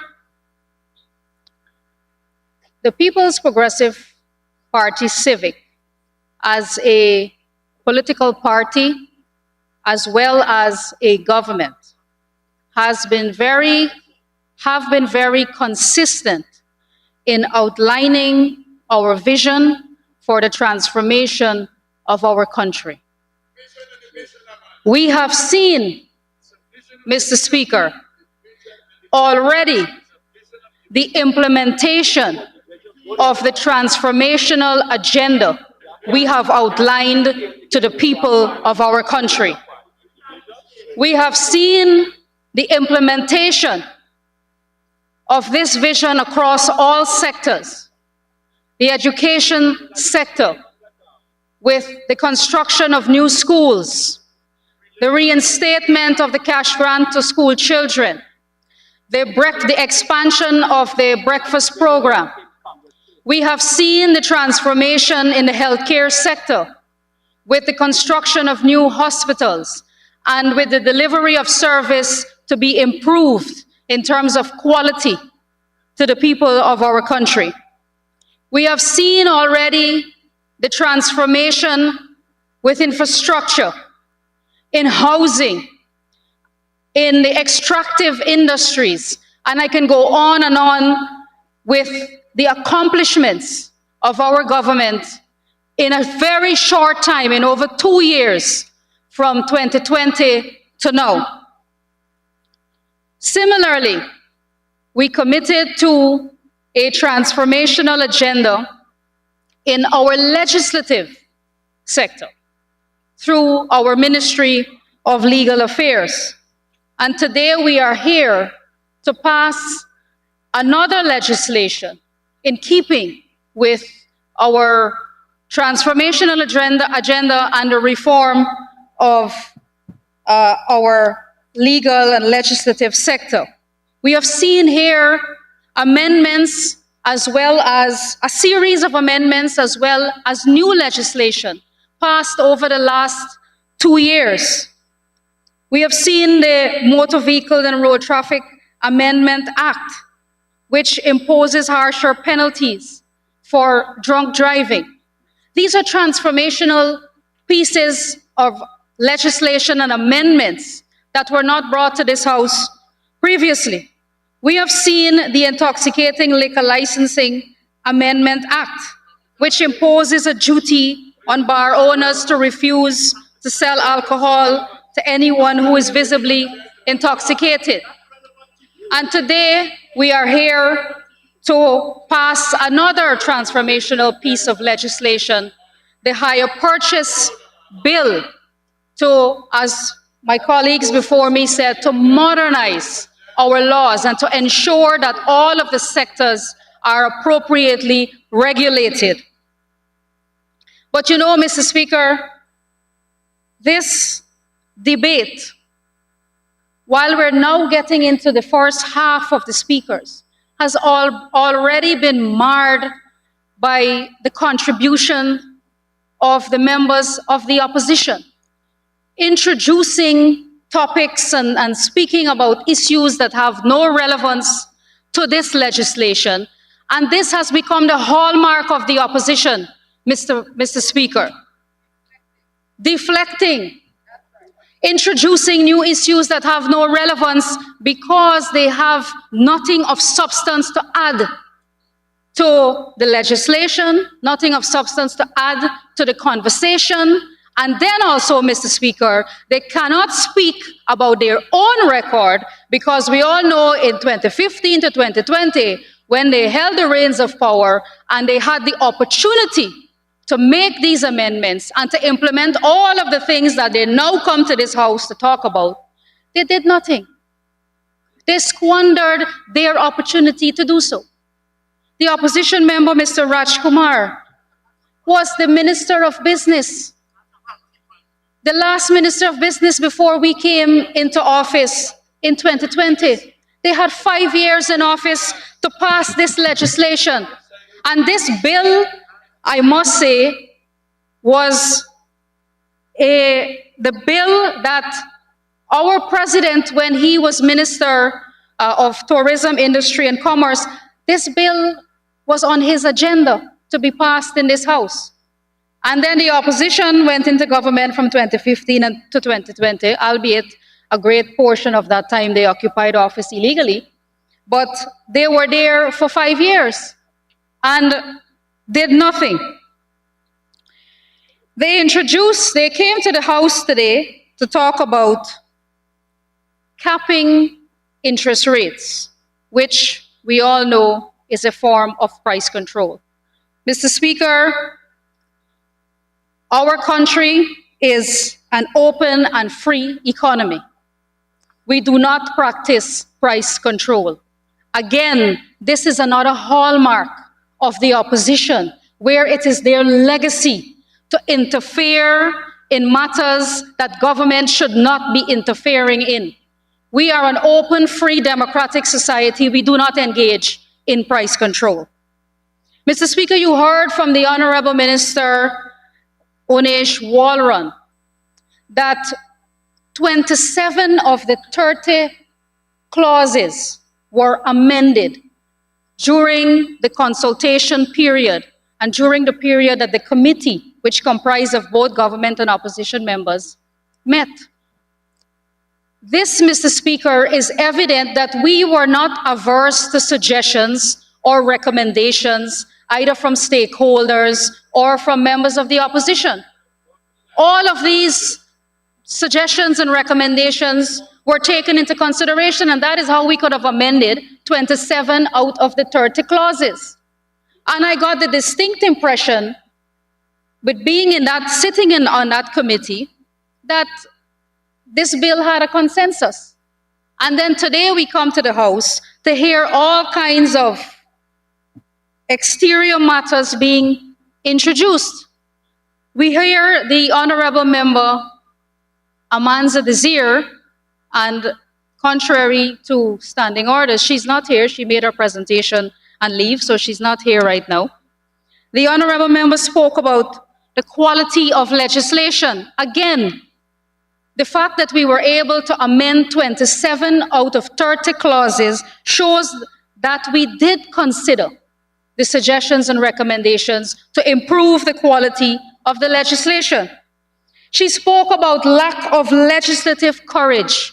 Mr. Speaker, it is unbelievable that a member of the opposition would speak about lacking legislative courage. Mr. Speaker, may I remind this House that it is the People's Progressive Party civic government that had the courage to pass legislation to remove mandatory jail time for possession of small amounts of marijuana. A controversial bill, Mr. Speaker, but we had the courage to do it. And although they promised to do it, they spent 5 years in office and did nothing to pass this transformational and courageous piece of legislation. It was the People's Progressive Party civic government that passed another piece of controversial legislation to decriminalize cross-dressing. And the members of the opposition opposed that legislation here in this House. So when you want to talk about courage, Mr. Speaker, It is the People's Progressive Party civic government that has courage to take on controversial issues and get them through this House to protect the minority and to protect vulnerable people. Mr. Speaker, the Honorable Member Amanza Desir also quoted poverty rates from a World Bank report that highlighted statistics from 2019. Mr. Speaker, this was after the APNU AFC spent 4 years in office. This is after they sent home 7,000 sugar workers, taking food out of people's mouth. This is after they told the rice farmers that rice is private business. This is after they imposed 200 hardship taxes on food items. This is after they took away the cash grant from the school children. This is after they removed the subsidies to water and electricity. This is after they did all of this, putting people on the breadline, taking food out of people's mouth. This is after they've sent home 2,000 Amerindians, putting them out of work. And this was a culmination. The World Bank report 2019 spoke to poverty rates after the destruction of the APNU AFC in government. But these are the people who will come to you and tell you that the sky is not blue and that your eyes are deceiving you. This is what we've had to put up with this current opposition when they were in office, and now they continue to do the same in opposition now. They lack the courage to speak of their own record, so they cannot come here to talk about what they did or had planned to do. They have to deflect, they have to introduce all kinds of irrelevant matters rather than focusing on the matter at hand. Mr. Speaker, I want to come back to the hire purchase bill because this is an extremely important piece of legislation, and for the benefit of those ordinary Guyanese who are watching and listening at home, they must have an appreciation at the end of this debate of what is in this act or what is in this bill for them and the protection that it offers. The law currently, if default of even a single payment, the owner is entitled to forfeit all previous payments and repossess the item. This was the greatest mischief that we are trying to remedy with the hire purchase bill of 2020. My colleague, the Honorable Onish Walron, and let me take this opportunity to congratulate her to having the courage to bring this legislation here for passage. Let me also express gratitude to the Attorney General who is not here today, but who was very instrumental in helping us to understand the provisions of the bill and who made significant contributions, him and his staff, during the consultation period and during the meetings of the committee. Mr. Speaker, this bill enjoyed over 1 year of public consultations, and we heard from all of the stakeholders involved, including the Guyana Bar Association, the Competition and Consumer Affairs Commission, and all of the companies in the hire purchase industry. My colleague, the Honorable Sanjeev Dattadin, will, I am certain, go into a lot of the legal ramifications and to compare the law as it is now, the common law versus the legislation and the law that we are trying to implement here. But I just want to take a few moments to highlight some of the major provisions. So the hire purchase bill, like I said, offers tremendous protection to consumers before businesses can exercise their right to repossession. So I will deal with consumers first, the protection of consumers. So Clause 3 sets out the requirements relating to hire purchase agreements. And there are a series of clauses and subsections that says what these requirements are. So for example, the agreement shall be in writing, therefore encouraging full disclosure. The buyer is made fully aware of the agreement and the clauses to which they are agreeing. The buyer has, of course, the right to inspect the goods and to ensure it is in satisfactory condition. A statement of the hire purchase price or of the cash price of the goods to which the agreement relates, again, encouraging full disclosure and the full knowledge of the agreement and the price that the buyer is signing on to, the amount of each of the installments, and the date or the mode of determining the date upon which each installment is payable.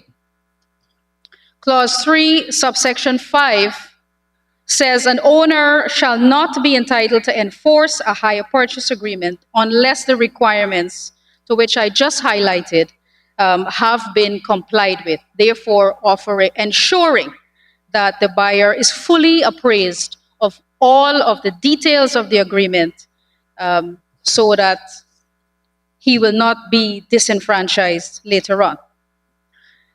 Then we come to default, which I said is the main mischief we are trying to remedy here with this bill.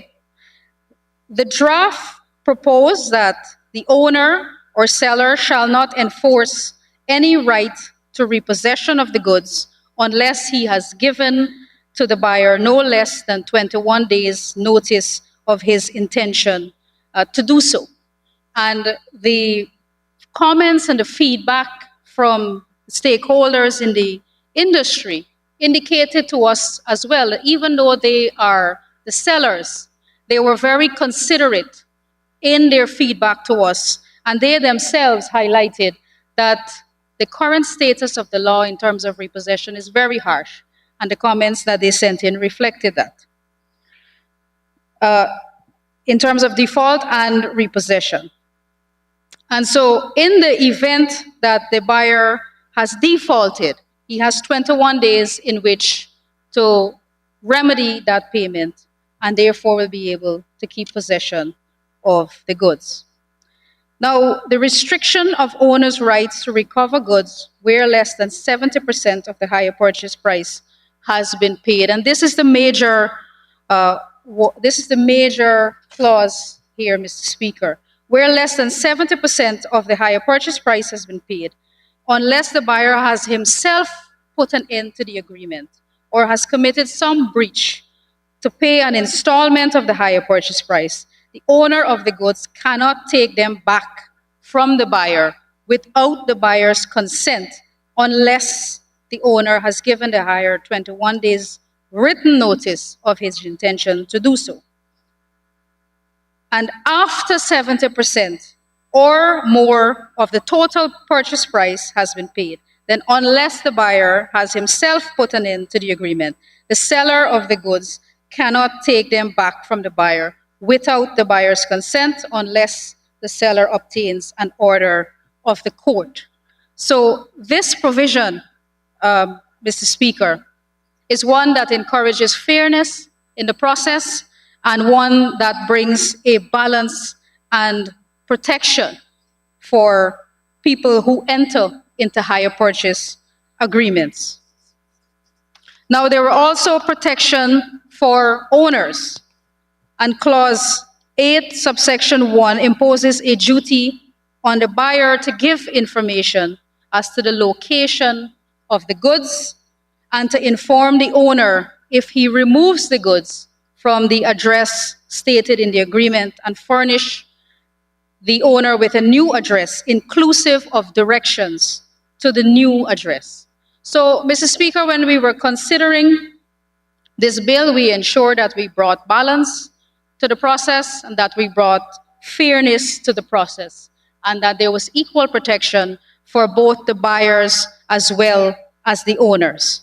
And there is also the onus on the buyer to ensure that he takes reasonable care with the goods while it is in his or her possession. Now, concerning the redelivery and interim care of goods in the event of the cancellation by the buyer, this also generated debate and much discussion in the select committee.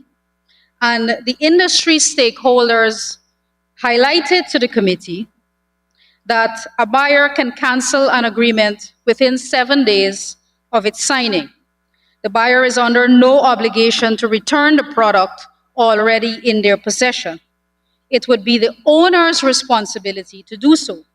So the buyer should the buyer choose not to redeliver the product to the owner, the buyer is only obligated to take reasonable care of the product up to 21 days after notifying the owner of their intent to cancel the agreement. It was pointed out to the committee that the owner should not be made to suffer if a buyer chooses to cancel an agreement. And it was recommended that the obligation should be the buyer's to return the product to the owner since it is their desire to cancel the agreement. It was further recommended that the return should be within 7 days as opposed to 21 days so that the owner does not lose any opportunity to resell. This recommendation, of course, generated much discussion in the select committee, and there was consensus then during that time that the committee agreed that the buyer shall, at the same time of the giving of the notice of cancellation, or even prior to the giving of the notice, deliver the goods to which the agreement relates in his possession to the owner or the seller at his own cost. And this, we believe, this, of course, just to give you the context, what we reasoned was that if a buyer decides that they no longer want this product or this good, then they should at that same time deliver the product or the goods to the seller, because you no longer want it, so you should no longer have it in your possession. And if it is your desire to cancel the agreement, then it should be your expense to ensure that it is redelivered to the seller. And so, Mr. Speaker, as we considered the clauses of this bill, we went through one by one, read line by line. There were many, many meetings of the committee, of which members of the opposition, although not all of them, but some of them were there. And we sat down and we went through clause by clause, line by line, and made amendments where we could. We found consensus, there was discussion, and many, many agreements on how we ended up amending 27 of these 30 clauses. Mr. Speaker, this bill brings certainty and predictability in governing hire purchase agreements. The bill brings balance and fairness in this type of arrangement, both on the side of the buyer as well as on the side of the seller. And Mr. Speaker, after considering all of the mischief that the hire purchase bill seeks to remedy and the fairness with which it brings to the process, I commend this bill to this honorable House for passage. Thank you.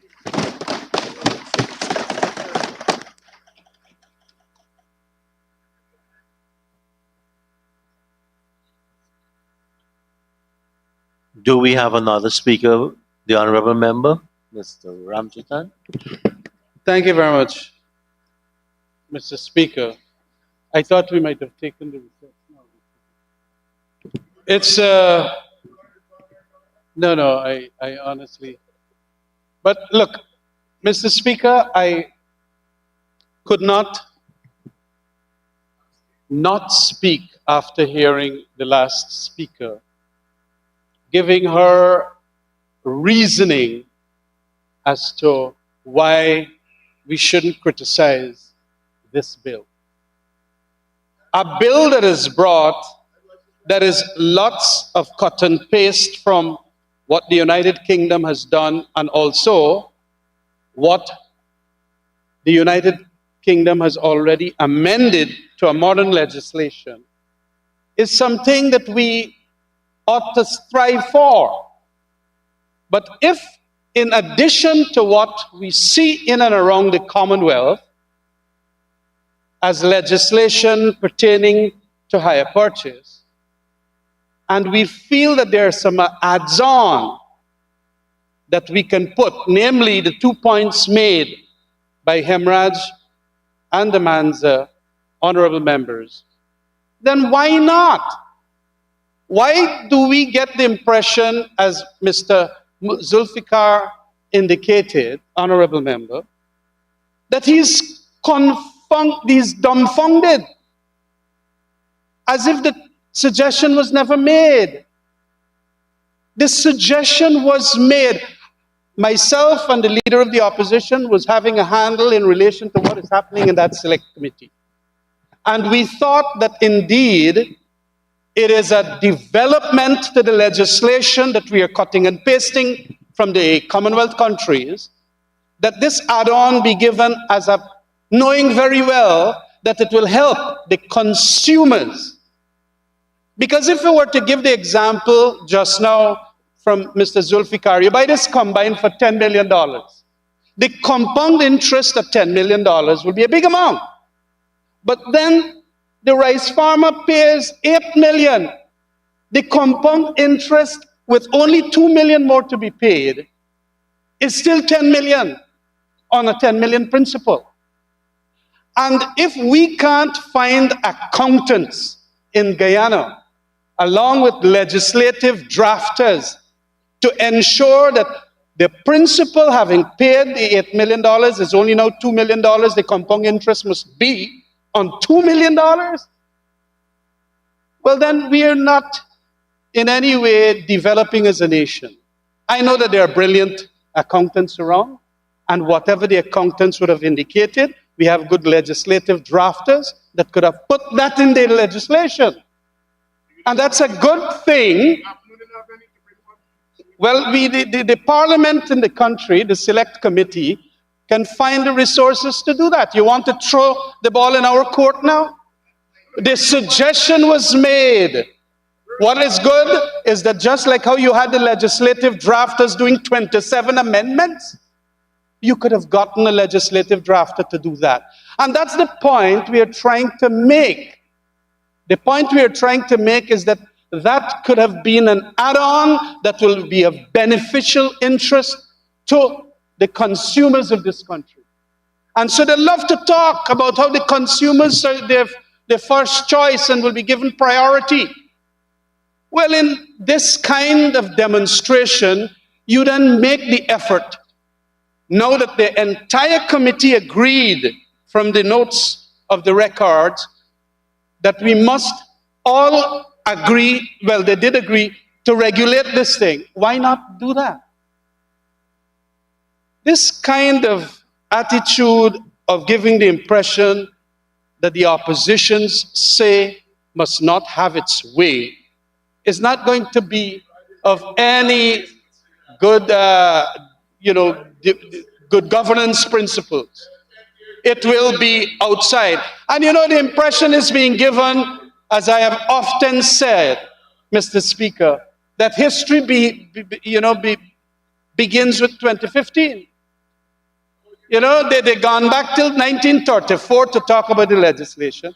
I recall that even when I was a member of the PBP, as president of the Bar Association had spoken about this thing, but it didn't happen. For one reason or another, it didn't happen. But you don't take advantage now and use that as a political limelight that under our administration, I was there in the PBB. From 1992 right down to 2015, it didn't happen.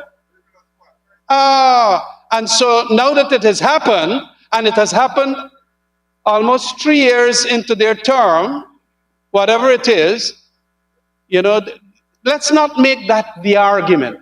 The argument is, let's not make that an argument. Let us make the argument as to what could have been done to even enhance the bill for especially our poorer people in this country. And that was the suggestion to get the compound interest reduced as we go along. This talk about compound interest is going to bring price controls. It is absolute nonsense. How is that going to bring price controls? If it brings more fairness. You're an economist, Mr. Speaker, of a man of some economic note. You would understand that that has nothing to do with price controls. But they go and try to muddle the issue by saying it is price controls. What's price controls? You know, and they get this thing and they want to confuse it. Look, Mr. Speaker, it would be important that they open themselves to further amendments. It might not happen now. All that we have there, we support. But we would have supported 2 additional add-ons. And the fact that they're criticizing us for the add-ons, which they themselves indicated ought to be regulated, is against even and contradicting their arguments. So I am urging, Mr. Speaker, that they still have an open mind for the sake of the poor people out of the country there and the consumers that we are fighting for and which they ought to fight for.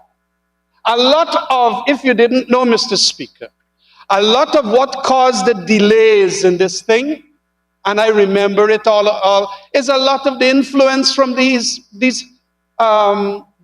sellers. Sellers in Guyana got tremendous influence.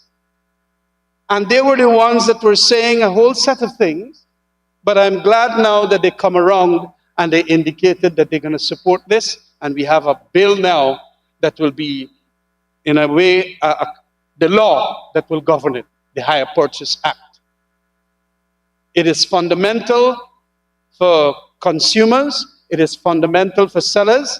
But we still feel that that additional 2 things should have been given, and proudly so, because they always like to say that they're a working class government. But they're now being influenced by the big boys and favorites and families and so on. They know that Jaganite PPP is no longer there. Oh, it is no longer there. They might want to talk plenty about working class, but when they get an opportunity at the suggestion of the opposition that please do something for the working class, the Ghanaians say, no, that is price control. That is price control. And they muddle the whole thing up. But please, I urge them, this is a bill that we support. I want to go on record that yes, indeed, we support it. But please do not give the impression that we did not do something to further enhance it for the workers of this country. But they denied that. They must say that they denied the 2 add-ons. Thank you very much, Mr. Speaker. Thank you very much, Honorable Member, Mr. Ramjatan. And now for the Honorable Minister of Labor, the Honorable Joseph Hamilton. Thank you very much, Mr. Speaker. Mr. Speaker, let me rise to commend my colleague, the Honorable Onage Waldron, for bringing this piece of legislation to the National Assembly. Because this question of hire purchase has always been a vexed question, a vexed issue for the ordinary consumer. I'm sure many of us could relate to people who have had incidents with going out someplace, park their vehicle, and then they return and the vehicle is not there. And they're told that the seller, via his instrument, the seaman, has taken their vehicle. We have had incidents of seamen, as they call themselves, coming to people's homes to repossess items, and sometimes you have had incidents that in some instances the police had to be called in. And so for the ordinary person, this legislation is useful. And let me say this to our colleagues across the meadow.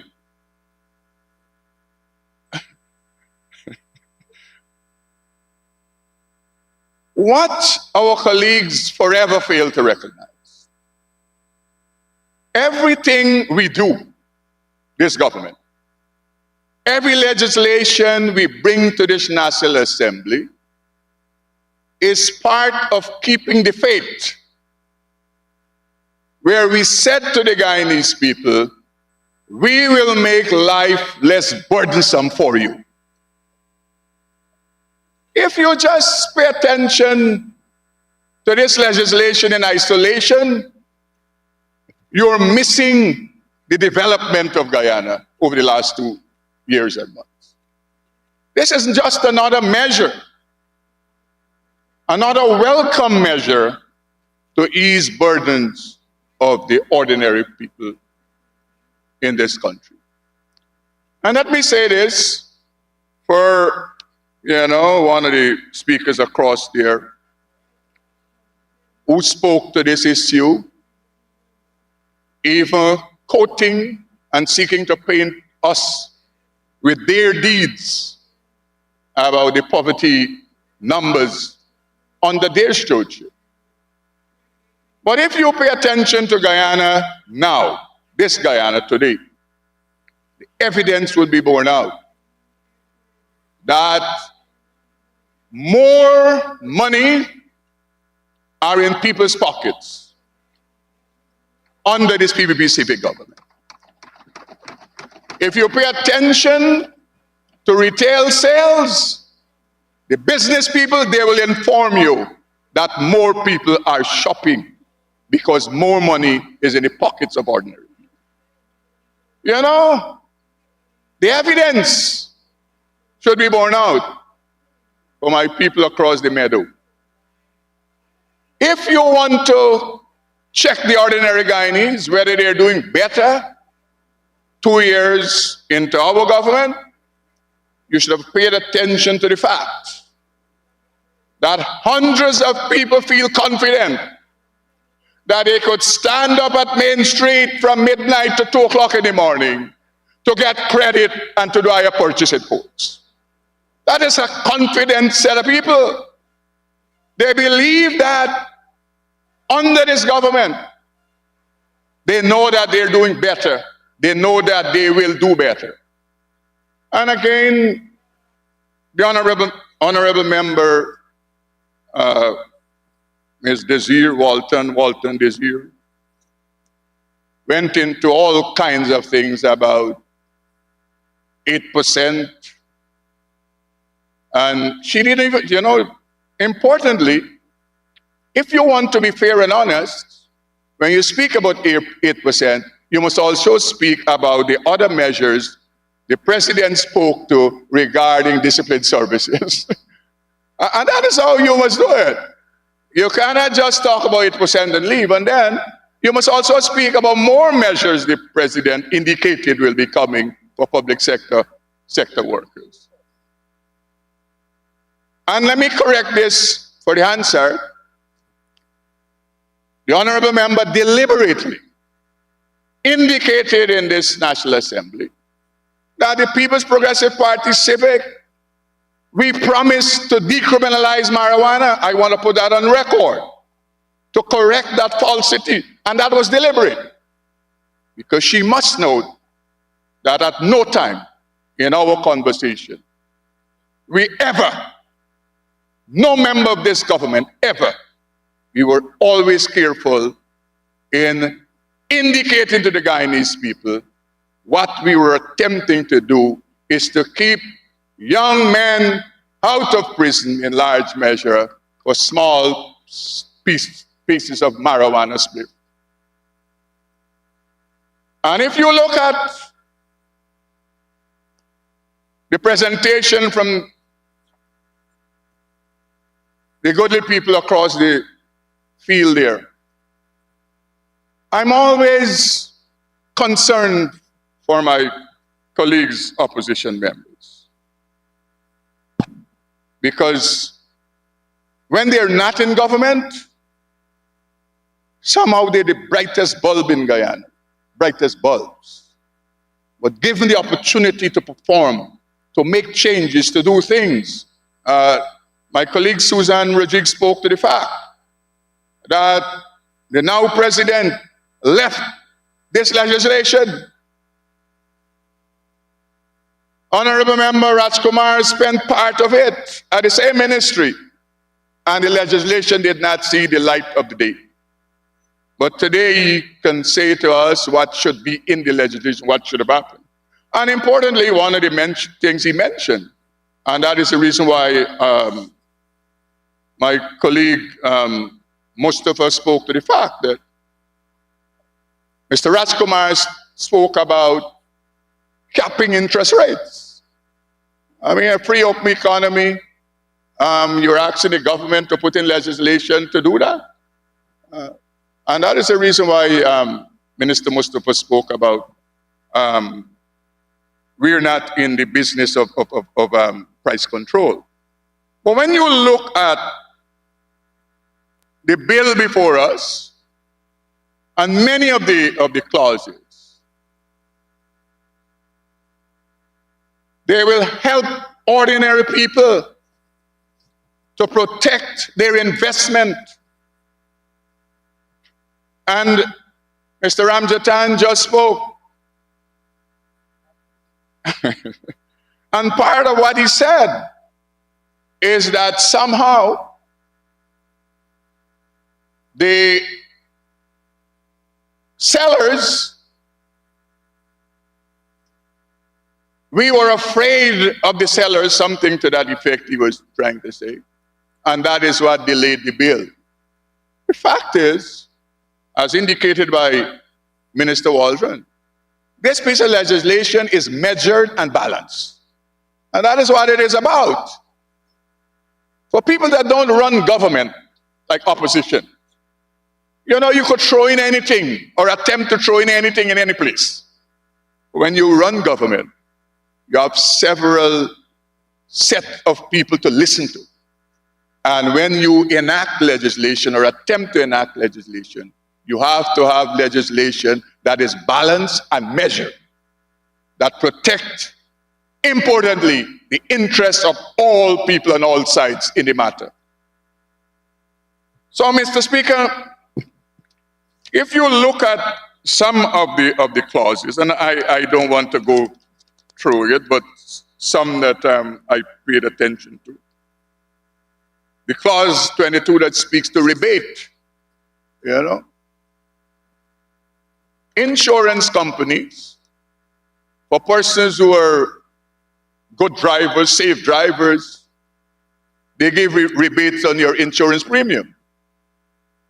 There are some insurance company who give rebate on your premium for fire insurance. And therefore, I believe it's a useful thing, it's a good thing that the hire purchase people, the sellers, should give rebate to buyers who are up to date and are paying their installment based on the agreement set out. The other one that I looked at, 23, that speaks specifically to if you, the price, they talk about the expiration date, and if 23, let me read it, deals with the notice of default where goods are being let under hire purchase agreement or sold under a conditional agreement of sale. And less than 50% of the hire purchase price or total purchase price has been paid, the owner or seller shall not enforce any right to recover possession of the goods unless he has given the hirer or the buyer a notice of intention to do so. Earlier I spoke to many persons who lost their cars whilst parked it and gone to do business. And they returned, and the man who sold it to them, they took it away, and the person already paid 80%, 90% of what the cost of the vehicle should be.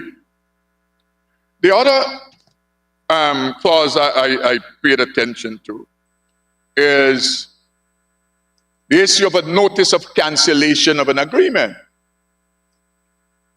Because you have had incidents where once you sign on with one of these agreements, you have had sellers who don't want you to get out of the agreement at all. They just say, okay, you have already signed. Forget about your notice and forget about your change of heart, forget about your change of mind. So that now ensures that you have a period when you can come out of one of these agreements that you have entered into. So and when you look holistically, and that is my good friends across there, whilst they are attempting to say to the country that the bill is not super because it did not accept our two recommendations to be placed in the bill. And that is what basically they're saying. Okay, we support the bill, but we had two recommendations that would have made the bill exceptional. And then there's this other conversation. You know, you hear Honorable Member Desir and Mr. Ramjetan talking about cutting and pasting.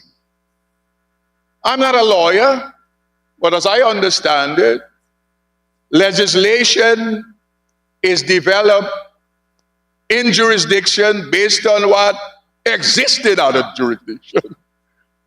That is how, and you add and take away things for your circumstances, but most legislation that are presented, some parts of it is coming from someplace.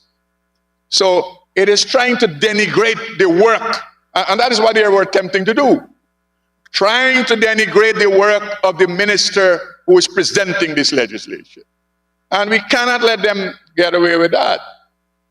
And the thing is, they had their opportunity. And what did they do? And we always have to go back to that. When you're seeking to castigate and to denigrate, as indicated by my colleagues, Susan Rodriguez, they do that because they cannot speak to their record, because they have no record to speak to. What have we done? They can make no comparison to what we are doing because they did little or nothing. And in many instances, the opposition, they come to this National Assembly and they even seek to own projects that rightfully was developed by the PPP Civic. They try to own them because they have nothing. You know, they come here and they talk about projects that they didn't conceptualize, they didn't execute it, nothing at all. But suddenly it belongs to them. So, Mr. Speaker, as I said when I started, that we are seeking to bring an end to a vexed question, a vexed issue that has affected thousands of people in this country, thousands of ordinary people, thousands of poor people.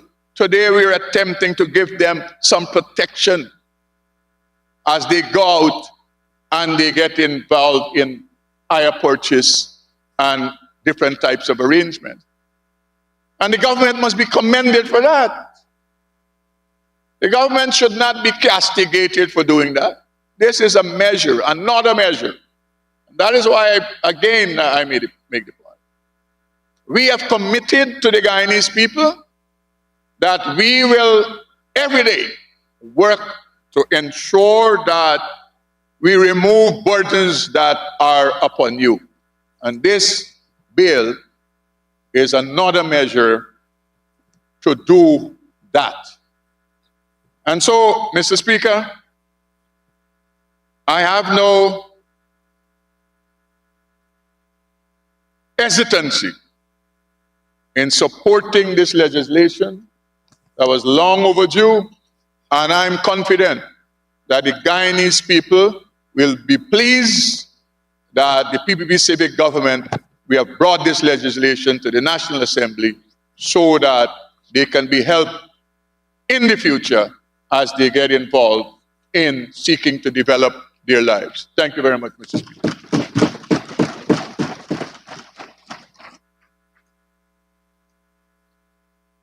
Thank you very much, Honorable Member, Ms. Minister of Labor.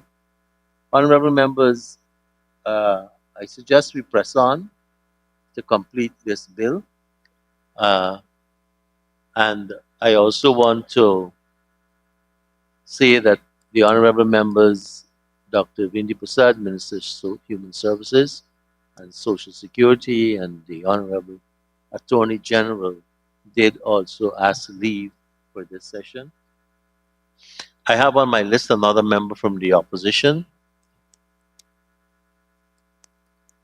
So now I'll call on the honorable member, Mr. Sanjeev Dattadin.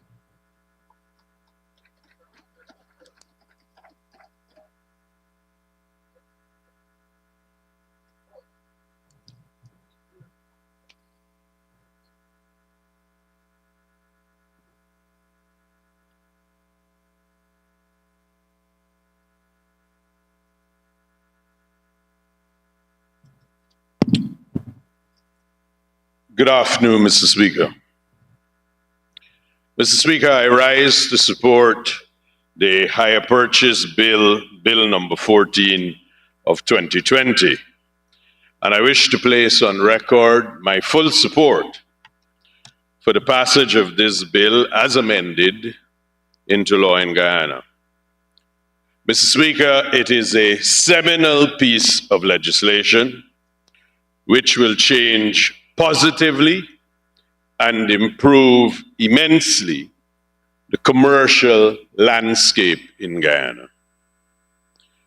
Mr. Speaker, it is noteworthy and should be put on the record that as far back as 2013, Guyana's then acting tourism industry and commerce minister, Minister Irfan Ali, publicly on March 22nd, 2013, spoke about the need for the protection of quote-unquote the rights of consumers in a growing credit-driven economy.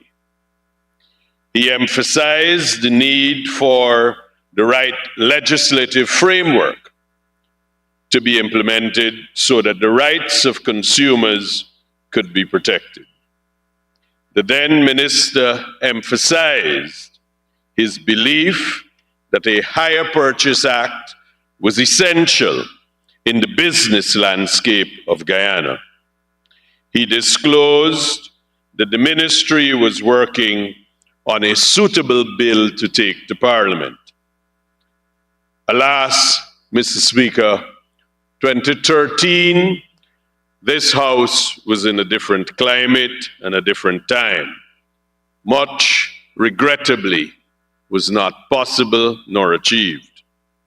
However, the promise was that a hire purchase bill would be introduced in this House for passage one day.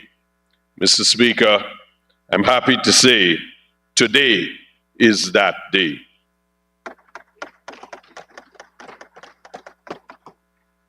Mr. Speaker, a hire purchase agreement is a security instrument. Nothing more, nothing less. It was developed and has been in use since the mid-19th century in England. It was an important device and is credited with fueling the Industrial Revolution.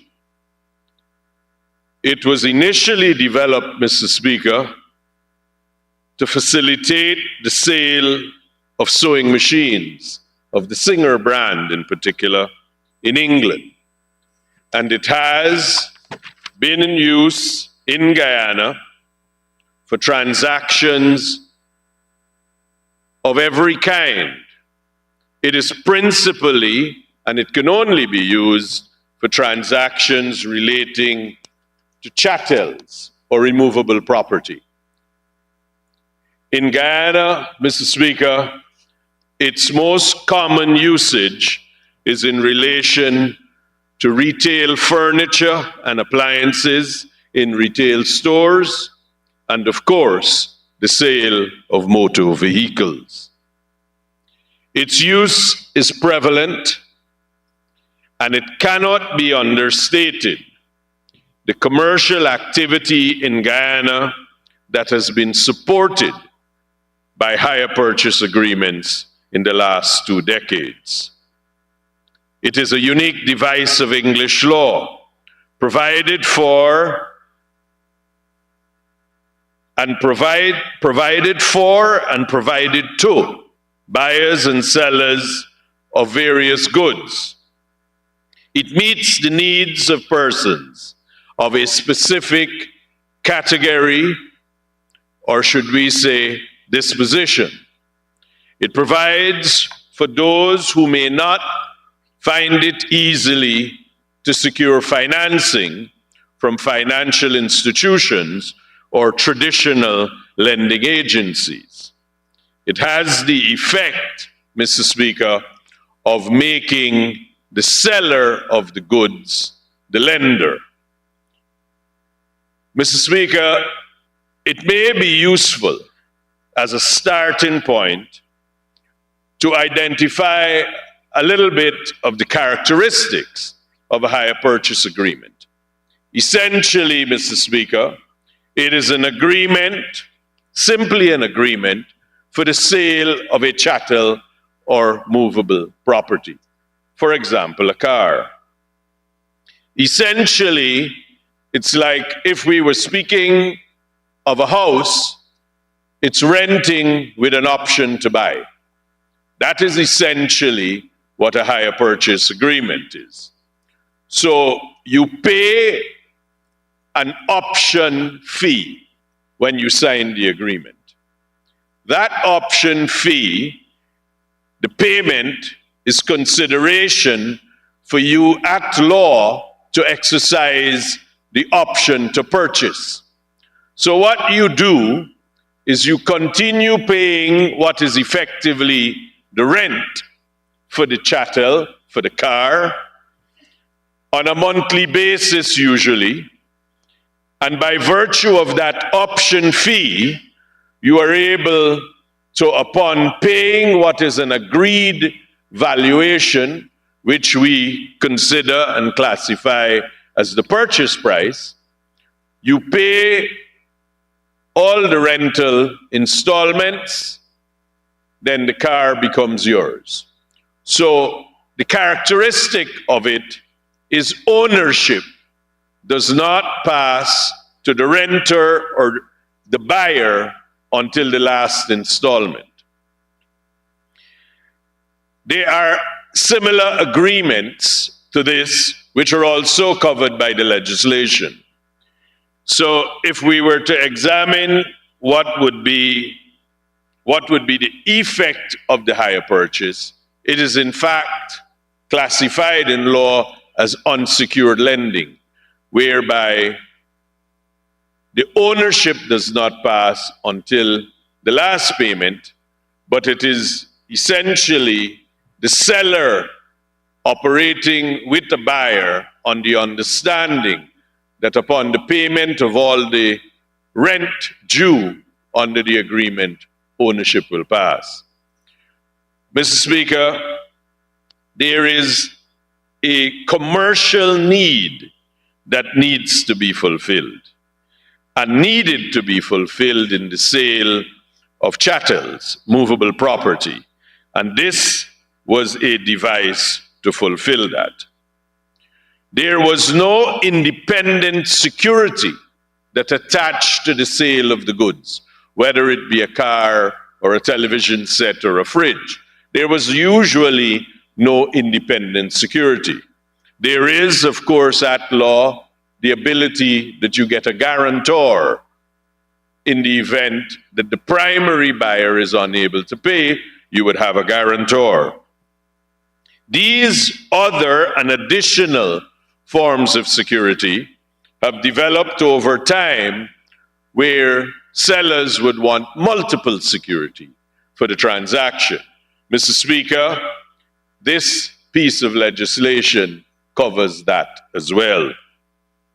Now, essentially, what would happen, Mr. Speaker, is if all the payments were not made, then all you would have done is paid rent. So you had no right of ownership, which was a situation that was recognized and established by law. You get no right in what you rent. That is as old as the hills. So the hardship that happened or was visited upon a buyer who was paying all of this rent in the expectation that he would one day own. Now, in land transactions or houses and other transactions like that, there would be arguments about you having an equitable interest. So, Mr. Speaker, there would be some recourse, perhaps, but there are no equitable interests in chattels. So you either own it or you don't own it, or you're renting it, which is why this particular device had the effect that it did. But you had to weigh that up against the seller, who wanted to be sure that he received all his money before he parted with possession.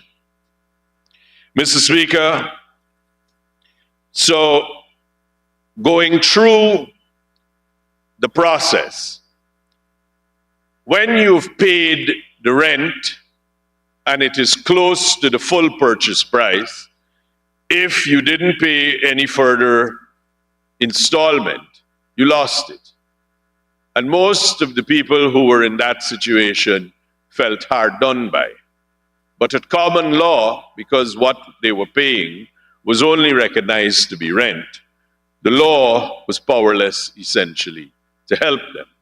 It is only legislative intervention to the common law that such assistance can be achieved.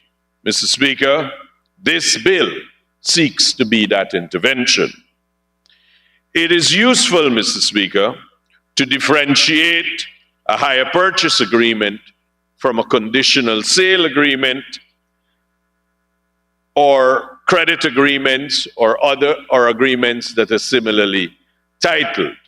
Mr. Speaker, what happens then essentially is ownership passes, but what you have is an obligation to pay the installments. Now, if you are in a hire purchase agreement, if you stop paying, then that's it. You lose possession of the goods and you don't have to pay anymore. Conditional sale agreements and credit agreements are different. You are still bound to make those payments and you simply can't opt out because ownership has passed. In simple terms, Mr. Speaker, this option to purchase is what makes the hire purchase agreement unique, and it is what is addressed in this legislation to alleviate the hardship. Now, the other types of agreements, which I mentioned, such as credit sales agreements and conditional sale agreements, when ownership passes under those agreements, there are different considerations. This hire purchase bill, Mr. Speaker, covers all of those three situations. It is interesting, Mr. Speaker, that this bill was introduced on the 10th of November 2020 to this House. And the hard work of the Minister of Tourism, Industry and Commerce must be commended. Similarly, Mr. Speaker, the hard work of our Attorney General for allowing this bill to benefit from extensive consultation and contribution from across Guyana to render it one of the most progressive pieces of legislation on the issue of hire purchase anywhere in the Commonwealth, Mr. Speaker. Mr. Speaker, in that vein, Mr. Ramjatan, who has left, suggested that the Hire Purchase Act in England was somehow more advanced and had been amended. Mr. Speaker, the Hire Purchase Act in England was passed in 1964. I dare say, Mr. Speaker, that this piece of legislation by far supersedes the advancements that that piece of legislation had introduced. That legislation has been amended in parts by consumer legislation, consumer affair legislation. But in substance, it hasn't changed, Mr. Speaker. Now, Mr. Speaker,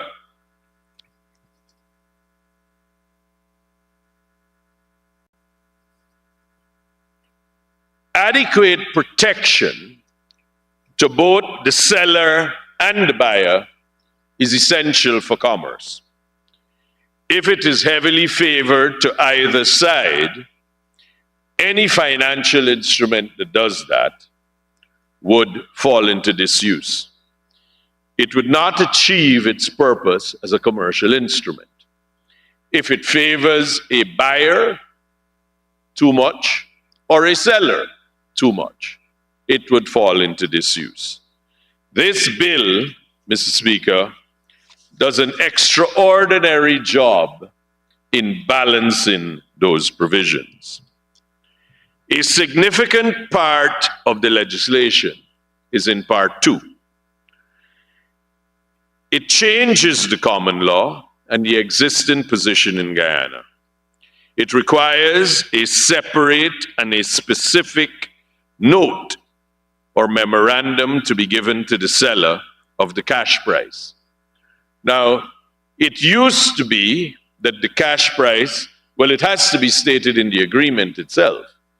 But what is a common complaint is the cash price that is mentioned there does not include supposed peripherals or added fees, such as things to do as late payment, interest, penalty fees, recovery fees. These things would not usually be included. The legislation requires now that a separate note be given so that the seller knows what he will recover and the buyer knows how much he's on the hook for in advance, separate from the credit agreement, the conditional sale agreement, or the hire purchase agreement. It goes further than this, Mr. Speaker. It requires that the note not only include the cash price, but it must say how much would each installment be. Identify the date on which the installment is due, and specifically set out how many such installments must be paid. Now, it also states very specifically in our law, Mr. Speaker, that it must identify the exact chattel. Now, Mr. Speaker, we have to understand why that was necessary. What would happen is you might have a hire purchase agreement saying, we're selling you a Toyota Tacoma. There are about 10 million Toyota Tacoma manufactured every year. Which one is being sold? The same would be for a Frigidaire fridge. So specific identification means you must now get down to the nitty-gritty. The VIN numbers that are written on vehicles, the serial numbers on fridges, you must now include that specifically. So it's not a Tacoma for a Tacoma, a fridge for a fridge. That protection, Mr. Speaker, in itself is a sea change in what consumers, the buyers, will benefit from. Now, if this is not done, Mr. Speaker, the seller cannot come to seize the goods subject of the agreement.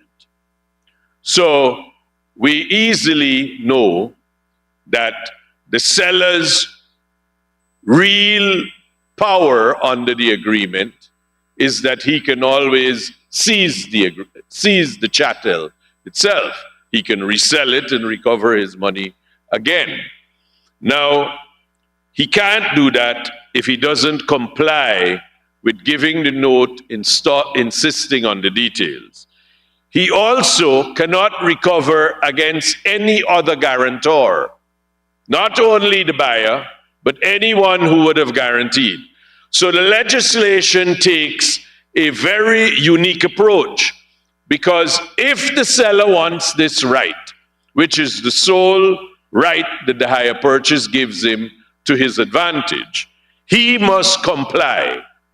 Now, it would be unimaginable that if the non-compliance rendered the seller powerless. So the legislation, Mr. Speaker, comes back to equality. So what happens? If the seller did not do that, before he comes to seize or to take possession or to recover the chattel, he must go to a judge. So it's not unilateral. It's not done by you parking your car somewhere, as the Honorable Member, Minister Hamilton says, and you come back and it's gone. That can't be done. It must go to a judge. The judge must understand whether it's reasonable in the circumstances to allow the forfeiture to take place. He must understand what are the reasons for the alleged default. Did you tell the buyer what he had to pay? Is he sure of the date of payment? Is he certain of the interest rate that applies? These are issues that you will explain to a judge. Now, if you haven't complied with the statutory provision and you have informed the buyer, then a judge is empowered to give you relief. He can exercise his discretion and say, well, look, you might not have complied with the letter of the law, but you should still benefit from your bargain. Now, Mr. Speaker, that is an advancement that most of the Commonwealth does not have.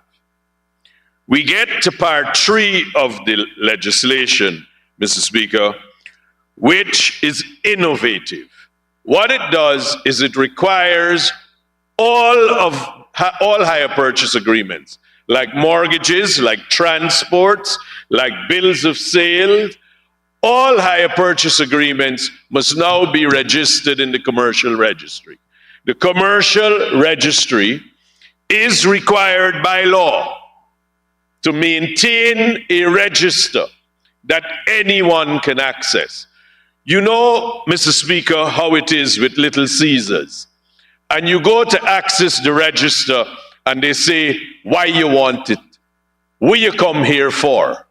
The law says very clearly, Mr. Speaker, no reason need be given. So all you need to do is to say you want to examine the register in relation to X. You don't need a reason because, Mr. Speaker, it is recognized that whenever you say you got to have a reason, you are imbuing the person to whom the reason is given with a discretion to decide on whether that is a good reason or not a good reason. Mr. Speaker, registers of property, of interest, the more open those registers are, the more transparent they become, because everyone can see exactly who owns the property, who has a charge on the property, and there is no dispute. Part 3 of the legislation, Mr. Speaker, from sections 16 to 21, makes that mandatory in Guyana. Now, Part 4 of the Act, which are sections 22 to 33, 11 simple sections, Mr. Speaker, that effectively takes an instrument that is 200 years old and makes it better. Your Honor, Mr. Speaker, the change that has been effected could not be understated. So we know that the recovery of possession is the object of a hire purchase agreement. But you could no longer break into property and seize the chattel. So you can't go in the middle of the night and break into people's houses and take away their fridge and their stove, or break into the garage and take away the car. You see, under hire purchase agreements, the common law permitted forcible and independent, unsupervised recovery. That is no longer in existence in Guyana when this bill becomes law.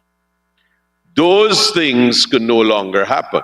But, Mr. Speaker, it is not that it cannot happen. But before you do such a draconian thing, you need to go to a court. You need to inform a judge. And you need to enforce recovery in the normal process that every other debt is recovered by a marshal of the court. Now, there is also a restriction which says that if 70% of the price is paid, there will be no seizure. Now, it does not mean that the seller is disadvantaged in that he is without a remedy. Of course he is with a remedy. He can now go to the court. He can now, but you have to be given a notice, a 21-day notice, within which you can remedy your default. At which point, the seller would have no need to enforce or no ability to enforce because there would be no breach. But even if it is less than 70%, Mr. Speaker, a notice for 21 days needs to be given to the buyer before any action could be taken.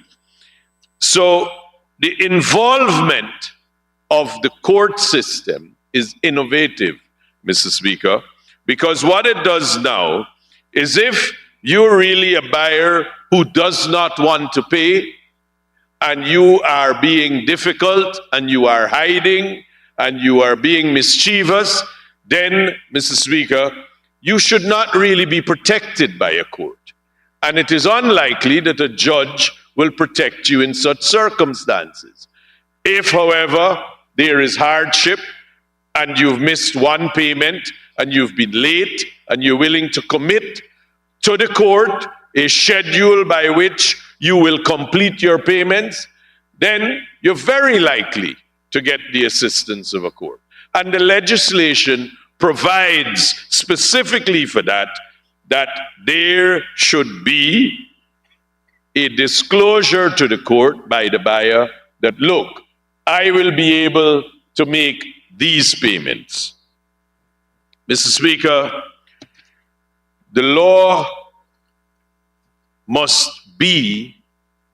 serve two masters always. It must serve the consumers because they are getting an advantage of financing, perhaps in circumstances they otherwise could not. And it must serve commercial interests because it is in fact an unsecured loan that is being given. And you don't want a situation where someone who is given an unsecured loan and financing and giving you a car can't ever recover his money. So this legislation admirably balances those two competing interests. Now, Mr. Speaker, permit me to address, if only briefly, what has been raised by the members, the honorable members on the opposite side of the House. They're harping on about essential issues of interest, and there must be no compound interest, and reducing balance should be the way by which the payments are calculated. Mr. Speaker, it may have escaped them that compound interest is repugnant to the common law. So the imposition of compounded interest requires more. Now, in the event that they are to find some piece of legislation to permit it, it would still have to be agreed to by the buyer of the chattel. And if at any time that buyer were to recognize that the interest payments were unconscionable, he has a recourse, as with every agreement, to the courts. And he can go to the court and say to the court, this bargain is unconscionable for these reasons. And the court would not permit enforcement of that such an agreement. But Mr. Speaker, for you to go about dictating interest rates, and for you to go about dictating reducing balance as opposed to a fixed balance, then, Mr. Speaker, you are meddling in the realm of commerce. People are adults and must have the ability to make their own bargain. They must be able to negotiate a deal and then be bound by it. We've heard it a lot in another field, more related to my friend, the Honorable Minister of Natural Resources. But sanctity of contract applies to all contracts, Mr. Speaker. Unconscionable contracts in relation to chattels, the courts have corrected for centuries. There is no need to attempt legislation to interfere with commerce. Now, Mr. Speaker, there is also the matter of jurisdiction, and there was adverse comment about the jurisdiction being in the magistrate's court and saying that it should be in the High Court. This is what happens, with the greatest of respect, Mr. Speaker, when we don't read. The section is, without prejudice to the jurisdiction of the High Court in appropriate cases, the magistrate's court in its civil jurisdiction shall have jurisdiction. Now, Mr. Speaker, it can't be more clear than that. Without prejudice to the jurisdiction of the High Court means the High Court has the jurisdiction too. Now, Mr. Speaker, we might want to say, why with the magistrate's court? Mr. Speaker, the answer is very simple. There are 3 high courts in our beautiful country. In Georgetown, in Essequibo, it's at Sodi, and New Amsterdam. There are only 3 high courts, or 3 locations where they're the high court. There are magistrates' court in every other village. They are far-flung, they are across the nation. It is so much more accessible for you to be able to go to a magistrate's court to resolve your dispute. And the most important thing, Mr. Speaker, magistrates' court, because of their accessibility, are invariably cheaper for the litigant to go to. The rules of the magistrates' court lend themselves very well because it's filling up forms and such. It makes it very easy for a litigant to access the court. Now, Mr. Speaker, it is important to emphasize what the Honorable Minister of Industry and Commerce said. Now, there are various legislative schemes that exist in law. Some legislation, especially those that relate to controlling the conduct between parties to an arrangement. So, for example, a contract or marriage is a contract or anything similar. The law always and invariably would allow you to contract out of the legislation, meaning the legislation affords you protection, but if you're a big man and you don't want the protection, you could do as you like. But, Mr. Speaker, this legislation does not. So it clearly says what are the terms that must be included in the agreement. So you must put in the agreement the right of the hirer, the buyer, to terminate. He must be specifically informed by a notice. There is a restriction on the owner's right to recover at more than 70% payment. That must be expressly stated. Now, in the agreements, the inclusion of that is not, or the legislation goes beyond that. The legislation does not only say that you must include this in the agreement. The legislation says that when you include in the agreement that for the purposes of this agreement, the seller is the buyer's agent, which is usually common because it involves matters like registration of a vehicle, etc. So when your seaman go in the middle of the night and take it, you want to be able to have something to say that you're the agent of the buyer because you want the registration in your name now. And he certainly wouldn't come to do that for you. So there are these clauses that are put in. It's common in mortgages, incidentally, but you would say that the seller is the buyer's agent. The law says if you do that, that clause is void. The law sets about saying what you must include. It also says that if you fail to obey the law and the statute and you include it anyway, no court can enforce it.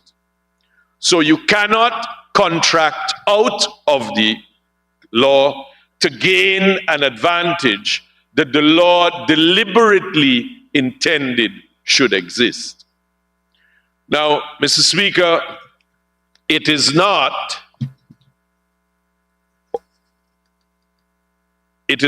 legislation that should be construed as being against a seller.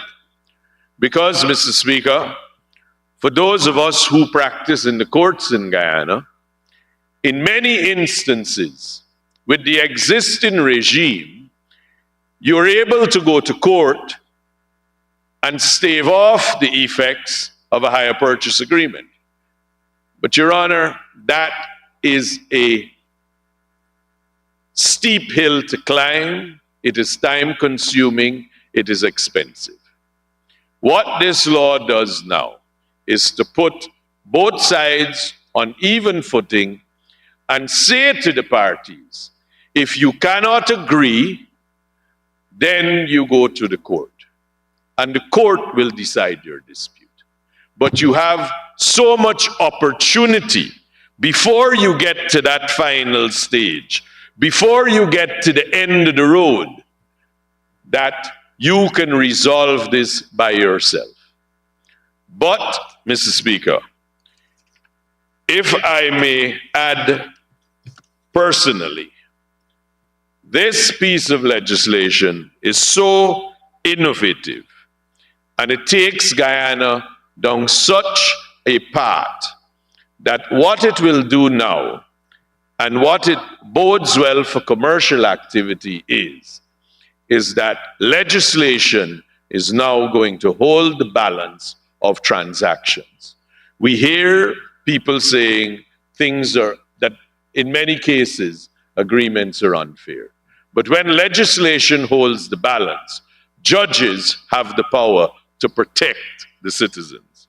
Mr. Speaker,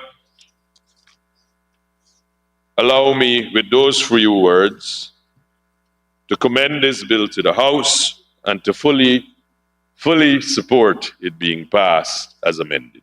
I thank you, Mr. Speaker.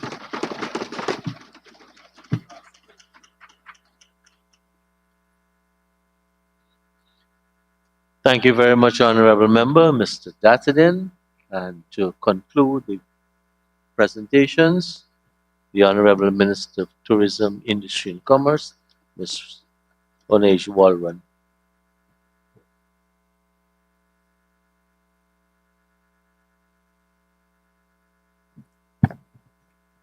Thank you, Mr. Speaker.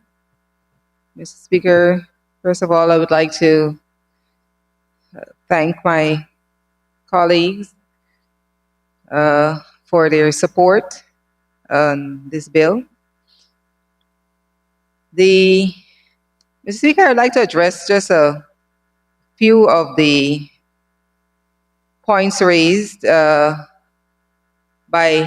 members of the other side, honorable members of the other side. Mr. Speaker, they have accused us of railroading the bill through committee, was one of the criticisms raised from one of the honorable members. But the records of this meeting, show that in many cases, the members on the other side were actually in the majority. In fact, at a particular meeting that they make reference to, that is with the issue of the interest rates that was raised, the members of the other side were in a majority 3-1 in terms of attendance. What happened here, in my considered view, Mr. Speaker, is members of the other side are, once again, has failed to take care of their own business.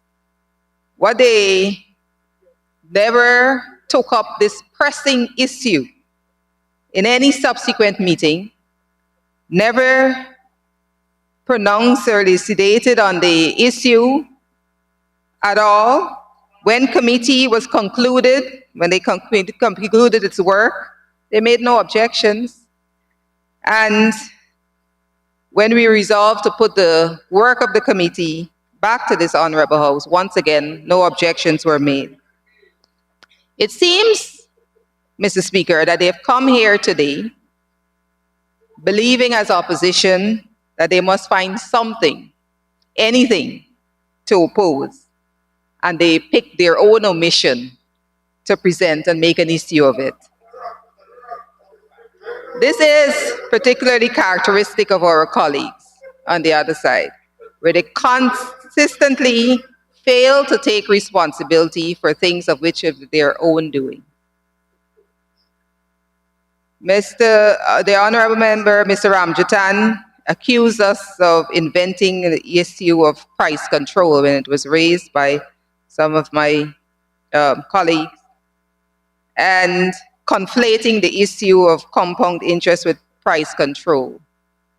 This is not true. In fact, the Honorable Member Raj Kumar said in his objections that the compound interest should be prohibited and it should be substituted with reducing arrangements, the reducing balance. But those same Hansard that they refer to said, and quoted Mr. Rajkumar as saying, that interest rates should be capped. In fact, the very record refers to him saying that there should be limitation of interest rates. This is the exact point in which we have objected, that there should be no capping, and we're not making this up. There was no proper articulation of the point here, Mr. Speaker. And Mr. Speaker, we would like to make it clear that we do have different philosophies on this side of the House as against the opposition on how market forces operate. And we believe in a relatively lighter touch. My colleagues on this side has dealt fulsomely with the record of the opposition and their failed, controlled, and planned economies of the 70s and the 80s. So I shall not go those over. With high,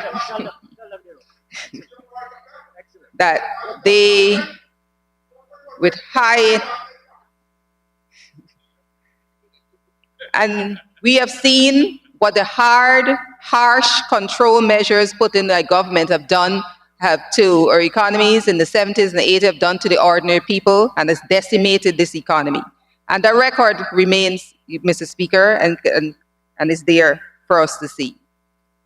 And so we do not agree that our approach should be control. We believe in market economics, and the proof of the pudding is in the eating here, Mr. Speaker. And take the banking sector, for instance. I know of no obligation in law for our banks to offer reducing balances on loans, and most of them continue to offer that. Arrangements on loans and mortgages. And they do so, Mr. Speaker, in my considered view, because of competition with each other to offer attractive financial products to their customers. And so the government does not have to control those things. The market will take control. And the higher purchase market, Mr. Speaker, in my considered view, will inevitably follow that suit. The Honorable Member, Ms. Amanda Nazir, in her feigning concern for the working class and what the Honorable Member has coined as 50% living below poverty line, and Guyanese find it difficult to survive, and yet hits the 8% increase that government has recently announced, saying that she has chided our government for not doing it on a sliding scale. She criticized the PPPC government and saying that this is not the way it should be done on a sliding scale. What the honorable members fail to realize is that apart from the 8% increase, that we have also realized that many others have benefited from a sliding scale that Ms. Walton Desir has said that we don't apply. We don't apply to in the economy. Those members have been the discipline services, the police force, the fire service, the Guyana Defense Force, the Rural Conservancy. In fact, a large part of those that have accused us, of discriminating against, have benefited from permanent increases in emoluments. Because Mr. Speaker, we are a government that cares, and we are a government that values these people, and there will be many more that will continue to benefit. So not only did we give the 8% increase, and this was criticized. But the same people that they have, the opposition has cried that that they are living below the poverty line and that they are being left out to survive in the wilderness, and they have been just feigned concern. It's the very people, Mr. Speaker, that they removed when they were in 2015 to 2020, that when they were in power, they removed the bonus, the year-end bonus from these very same people that Ms. Walton Nazir, honorable member, is now crying that they are struggling to survive. Mr. Speaker, we are not fooled, and the people of Guyana will not be fooled by this feigned concern for the working class, the working people of Guyana, and to think that the opposition would use this opportunity to once again pretend that they care about the working people. It is quite a crying shame. The Honorable Mr. Ramjatan spoke about amending the bill in the future.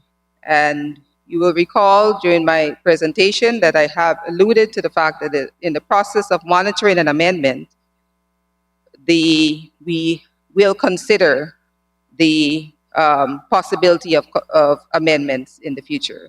So while differences in ideology do arise, and we do not agree to capping interest rates, the issue of contention in principle, where we agree to the process of continuous monitoring and amendment as proposed by the Honorable Ramjatan, it certainly will be considered as we continue to implement this bill. And I do appreciate the support the Honorable Mr. Ramjatan has expressed for this bill outside of that particular issue. With those few words, Mr. Speaker, I thank once again my colleagues on this side for their support, and I'm not sure what I should, I ask that the bill be read the second time. Thank you very much.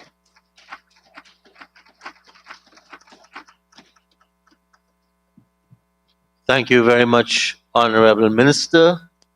Honorable members, now we have two issues to deal with. One is the adoption of the report for the committee, and that will clear the way for us to put the bill as amended by the committee to the House, and the second reading. Just 1 second.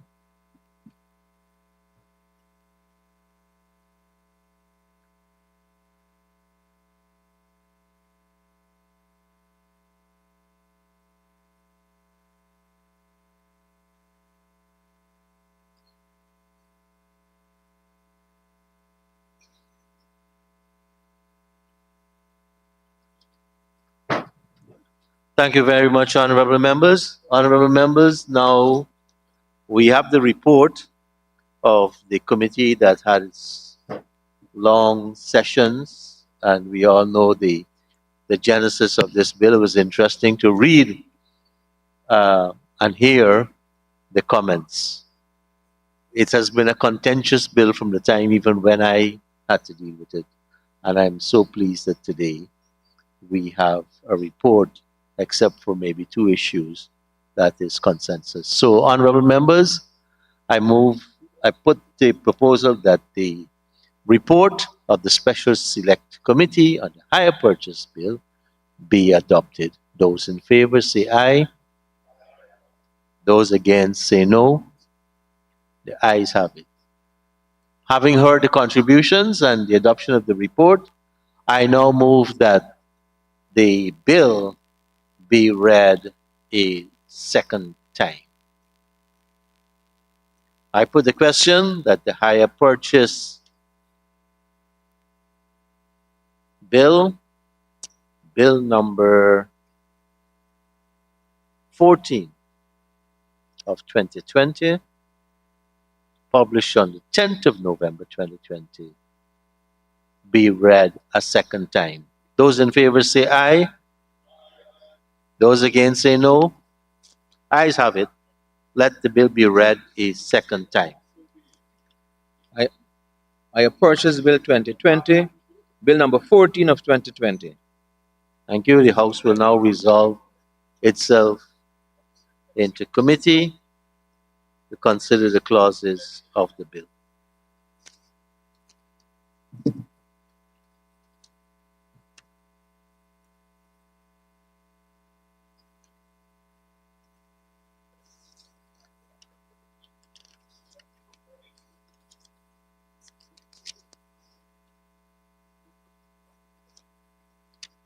Honorable members, I now propose the question that the bill as amended by the committee,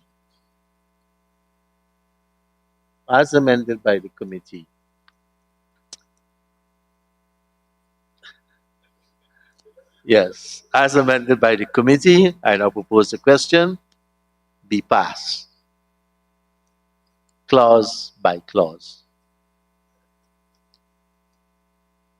I now put the question that the bill number 14 of 2020, Higher Purchase Bill 2020, as considered by committee, clause by clause, be adopted. Those in favor say aye. Those against say no. The ayes have it. Honorable members, I now propose the question, put the question that the bill now be reported to the Assembly. Those in favor say aye. Those against say no. Ayes have it. Let the Assembly resume.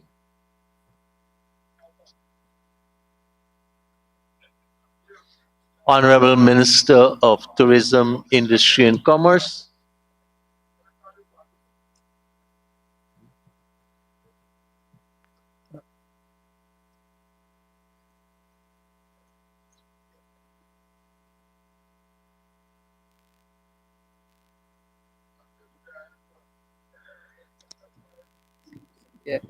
Mrs. Speaker, I rise to report that the Higher Purchase Bill 2020, Bill 14 of 2020, was considered in the Special Select Committee and passed with amendments. I move that the bill be now read the third time and passed as amended. Honorable members, the question now, and I put the question that the Higher Purchase Bill, Bill number 14 of 2020, be read a third time and pass as amended. Those in favor say aye. Those against say no. Ayes have it. Let the bill be read a third time. Higher Purchase Bill 2020, Bill number 14 of 2020.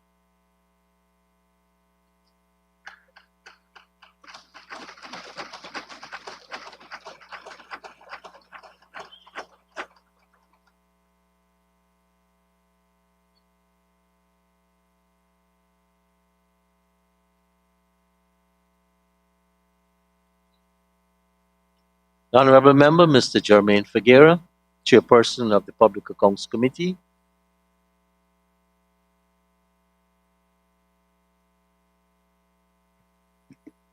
Thank you, Mr. Speaker.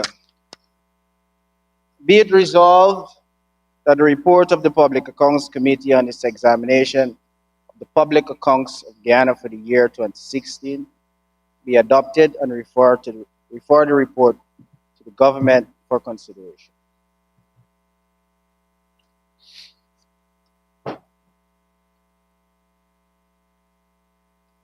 Honorable members, the motion is proposed. Honorable Member, Mr. Figuera.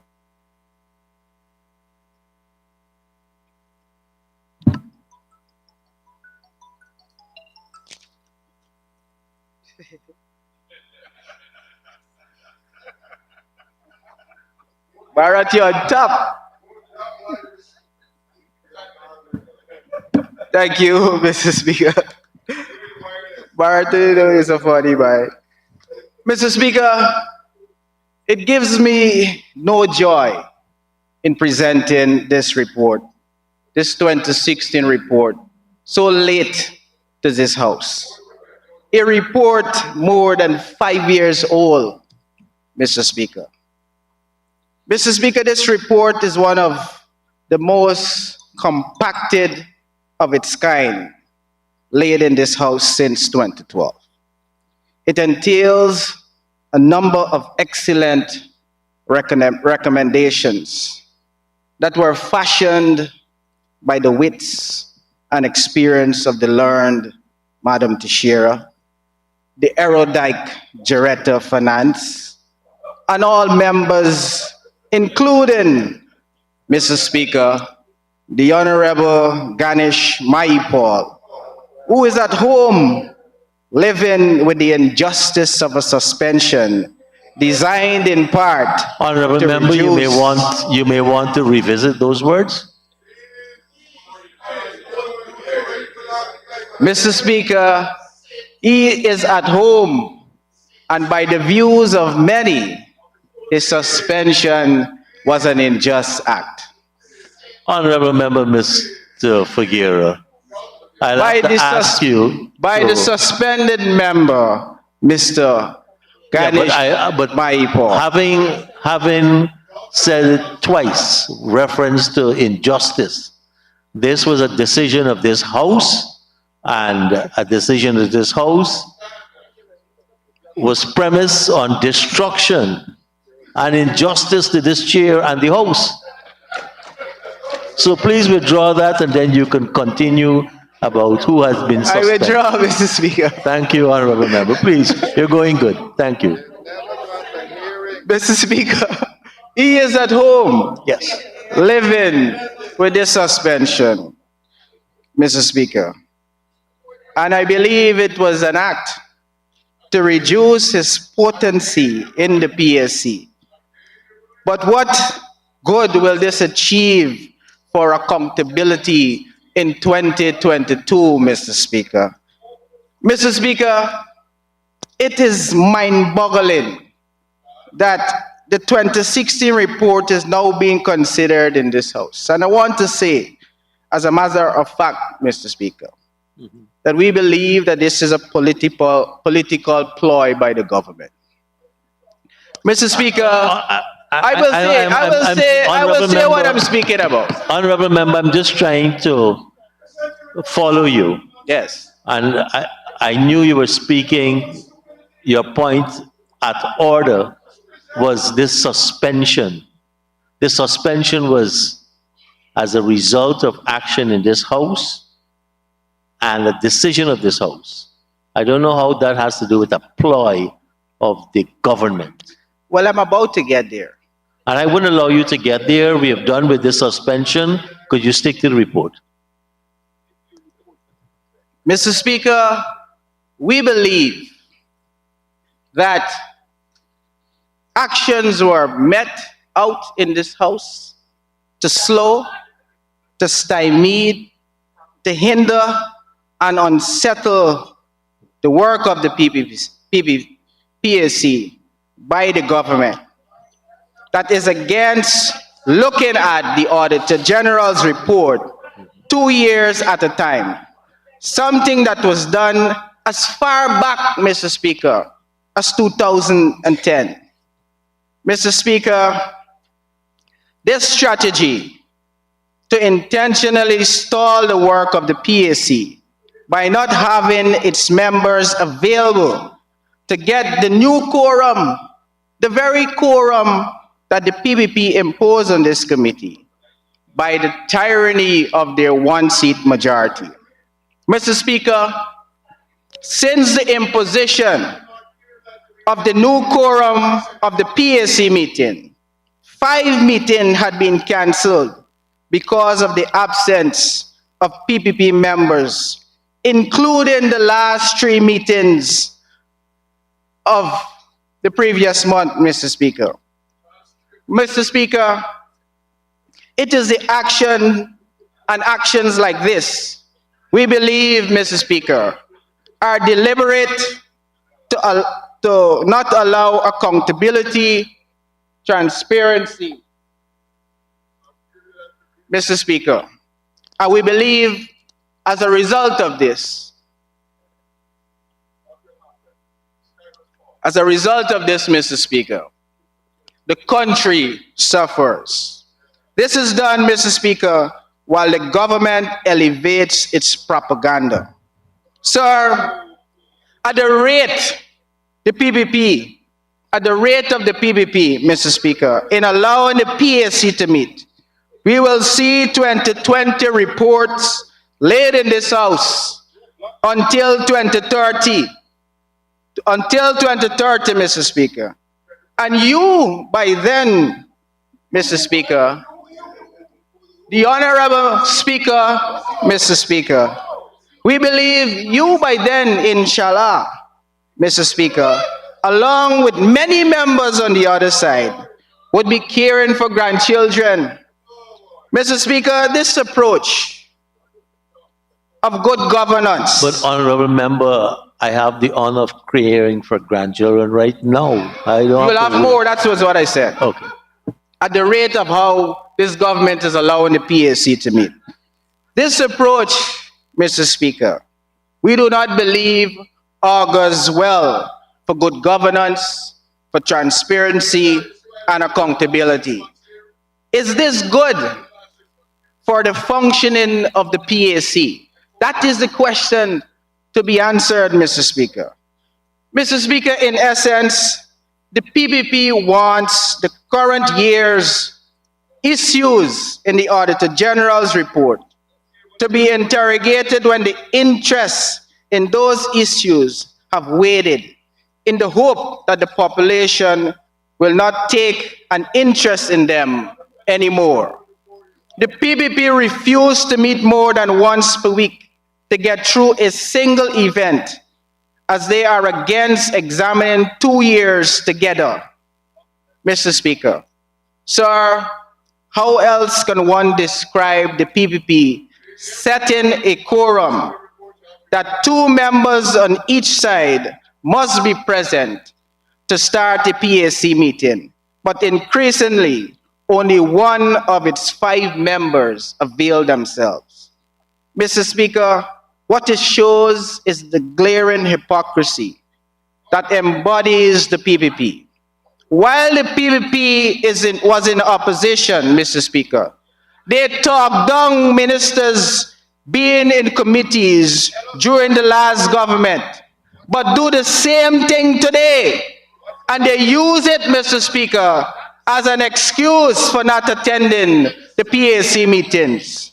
Mr. Speaker, we have on the PAC, Mr. Speaker, the most senior member in this House with a wealth of knowledge and experience spanning more than half of my age, Mr. Speaker. This individual is not just the government's chief whip, but she is the Minister of Parliamentary Affairs and Governance. The honorable member, Mr. Speaker, is the lead person on the PAC for the government side, Mr. Speaker. This, Mr. Speaker, is concerning for us. It is concerning, and I recall the honorable member, Minister Mustafa, said, bring the facts when you are on the floor. And that is what I intend to do. This is what the honorable member proposed in 2016 in the Starbrick News, the year for this very report that we are debating here tonight, Mr. Speaker. The honorable member, while speaking on the motion in Parliament to enable for the continuation of the work of the committee that started in the previous Parliament, said, and I quote, "We feel," that is what she said, "we feel that the presence of ministers on the Public Accounts Committee goes against the grain of the Constitution." That is what the honorable member said. It goes against the grain of the Constitution and the standing orders. She further added, Mr. Speaker, they recognize that the PAC work involves the oversight and accountability of government expenditure. Therefore, the presence of 2 ministers on the PAC We want to register on our side of the house that we are totally opposed to this, as it does create conflict of interest and it can compromise the ministers themselves and even the Public Accounts Committee. Words, Mr. Speaker, words beautifully put and profoundly felt. But were those words genuine, Mr. Speaker? Were those words genuine, Mr. Speaker? Those words then were true as it is today. The honorable member, Mr. Speaker, Madam Tashira, sits as a member of the Public Accounts Committee with convenient convictions. It's sad, Mr. Speaker. And what is even more sad, this is the Minister of Parliamentary Affairs and Governance, and who is tasked with policing governance of institutions, which includes the Parliament's office. Mr. Speaker, to add to the profoundness of Minister Shishira's words were the views expressed by the astute colleague of ours, Dr. Vindi Posad, who quoted in the very said article, saying, "There are no objectivity when a minister sits on a committee which deals with matters related to his or her portfolio." The honorable member, Mr. Speaker, further went on to say this: "We are very disturbed and disappointed, and it does not lend to the vision of our country, where we want to see more objectivity, transparency, and accountability." She said, "I feel if we want to proceed in a manner where this sector can be recognized for the work that is to be done, we need to rectify this." She said, "We need to rectify this." Mr. Speaker.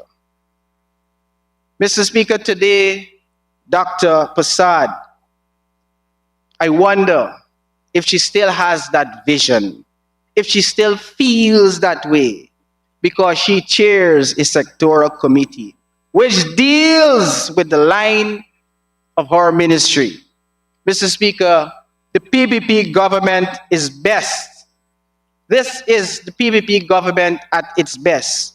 They do as they say and not as they do. Mr. Speaker, does the honorable member still have that vision for the country? And does she and her colleagues still feel the same way as they did in 2016? Today, we are going to be lectured by the very people who break and set their own rules. Oh, beautiful Guyana. I thank you.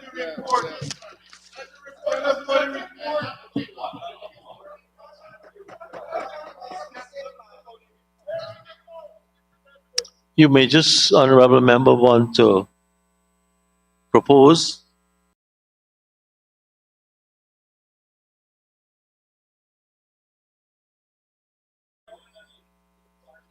Honorable Minister of Public Works, the Honorable Bishop Juan Eja. Sorry, yes, he did. Yes. Mr. Speaker, we had a wonderful afternoon here at Parliament, and it would appear that we just had a commercial break. That a commercial break that was largely based on comedy. Because, sir, we are discussing here the adoption of a report. And I just want to state some simple facts so that the people of Guyana could understand why we had that diatribe. Mr. Speaker, we are considering this afternoon the adopting of a report that was considered by the Public Accounts Committee that scrutinized the APNU AFC's government's performance in office the year 2016.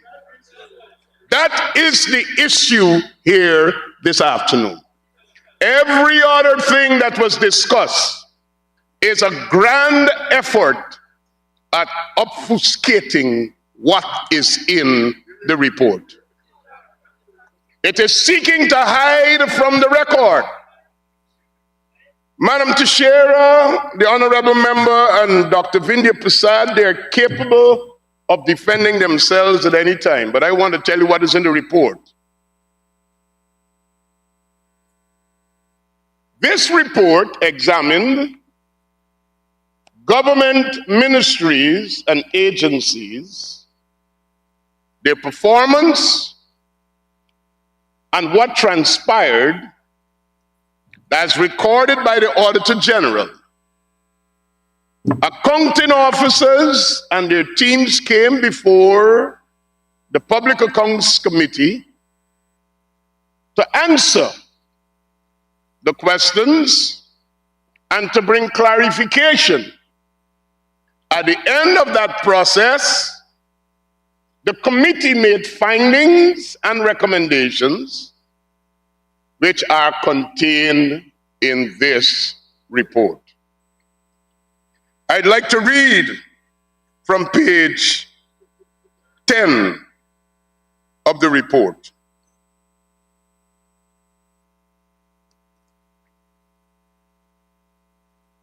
Page 10, H. The regions continue to have a large number of vacancies. I. There were many instances of overpayment to contractors by budget agencies, some reimbursements pending for years. J. Full payments were made for goods, services, and works in breach of the Procurement Act. K. There was non-delivery of items after full payments were made by a number of budget agencies. I. Delivery of items after full payments came in some cases a year or 2 years later, which was a breach of the Procurement Act. Under 13.0, the Public Accounts Committee noted that there were numerous instances of overpayments to contractors by some ministries, regions, and agencies at the time of reporting. The overpayment result from payments made for works without prior assessments. Some of the agencies and regions are as follows. Top of the list, Ministry of Public Infrastructure.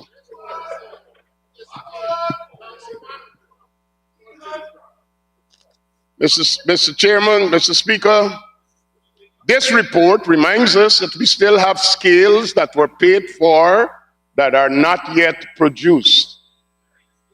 Scales that were paid for in full. That is why we had this diatribe, to attack the Minister of Parliamentary Affairs and Governments and to deal with quorum. This report speaks to the performance of the APNU AFC in 2016. Mr. Speaker, and I have the Auditor General report of 2016 if any member would like to question if what I'm saying is factual. The Ministry of the Presidency, the apex institution that promised the Guyanese people for good governance, transparency, and accountability. Vote APNU AFC. Listen to the Ministry of the Presidency's record. It's in this report that they're trying to hide from. contracts were signed, monies paid, goods not delivered. Companies cannot even be found. That is the reason why Mr. Figueroa ignored the report and went to a comedy show that brought entertainment. Mr. Speaker,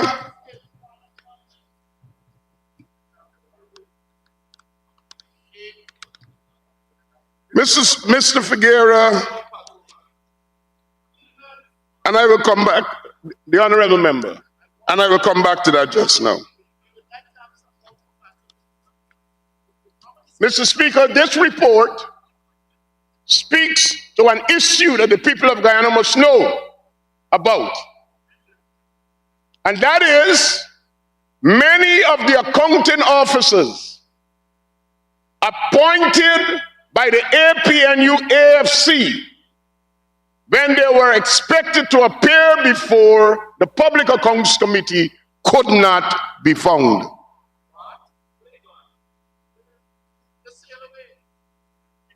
Mr. Figueroa should have been addressing this afternoon.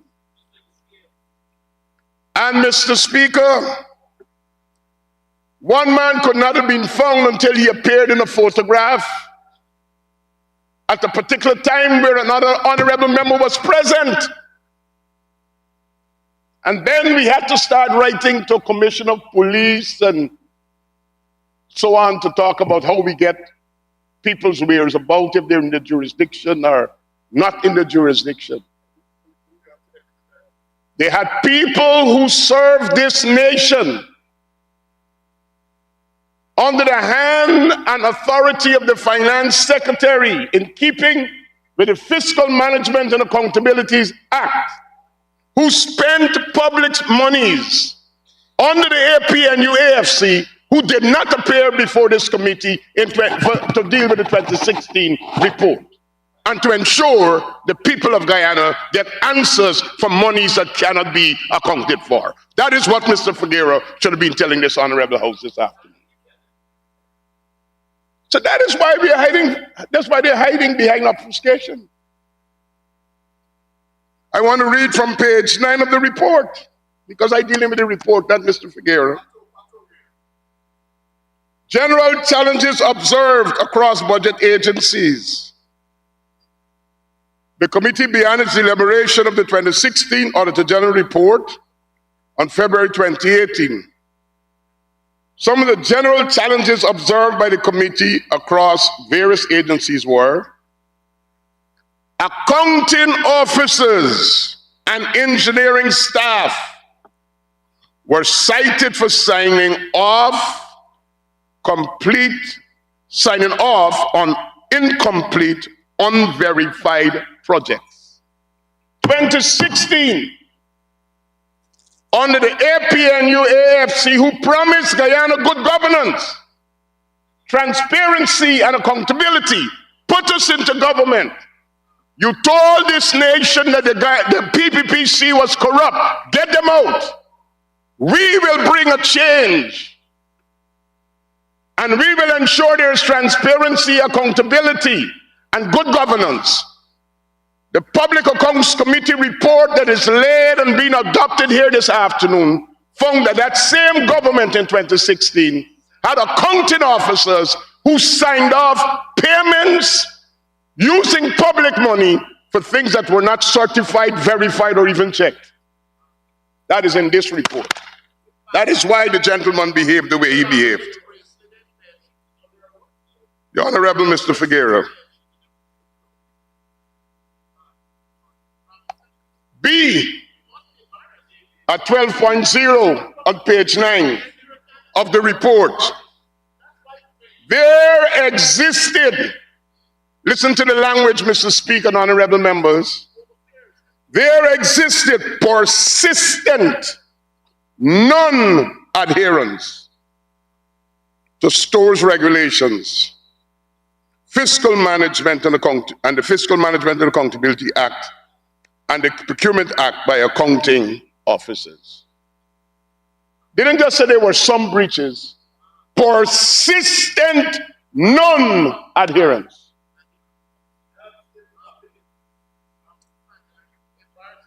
C, there were several instances where monies were not refunded to the consolidated fund at the end of the financial year. D, there were some agencies that failed to submit financial statements within the statutory period to the Auditor General. Mr. Speaker, in this report, we had to address a vexing issue in 2016 about the Georgetown Restoration Fund at City Hall. Mr. Figueroa don't want to discuss that. Mr. Speaker, I want to read what the Auditor General said, and then I'll tell you about what transpired in the committee. The ministry for the year budgeted 200 million, that's 2016, for Georgetown restoration initiatives. According to the appropriation account, the full amount was expended as of the 31st of December 2016. According to the Integrated Fiscal Management and Accountability System, the full amount was paid to the Mayor and City Council of Georgetown via 3 vouchers in 2016. As of the 22nd of December 2016, the council submitted a report on capital works with expenditure amounting to 173.505 million. This resulted in the appropriation accounts being overstated by 26.469 million. The equipment, the amount of 173.5 million was expended on 5 projects and 42.123 million for the purchase of office equipment and furniture. Although some of the capital projects were completed, contract documents and related payment vouchers were still not presented for audit examination. The expenditure are detailed in the table below. This report contains, sir, the fact that when the Mayor and City Council appeared with the Ministry of Communities at that time, what did we find? Vouchers were paid without the necessary authorizing signature. Great transparency and accountability. We clap and we applaud the PNC at City Hall. This report reminds us and tells us, and it contains the fact that people were paid and there was no signature to indicate that they received what they said they were paid. I clap for that again. Now, if this happened in 2016, could you imagine what took place after the no confidence motion of 2019 and what transpired in early 2020 when we were in limbo waiting for democracy to prevail, and you want us to examine 2019? Honorable Member, you're going into the realm of speculation. The 2019 and that is an opinion which will have to be prosecuted at the PAC. So I think we should leave it for that time. Thank you.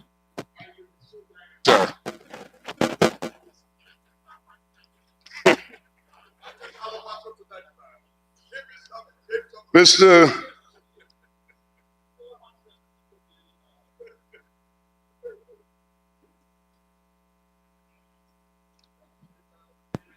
Mr. Speaker, I'm making the point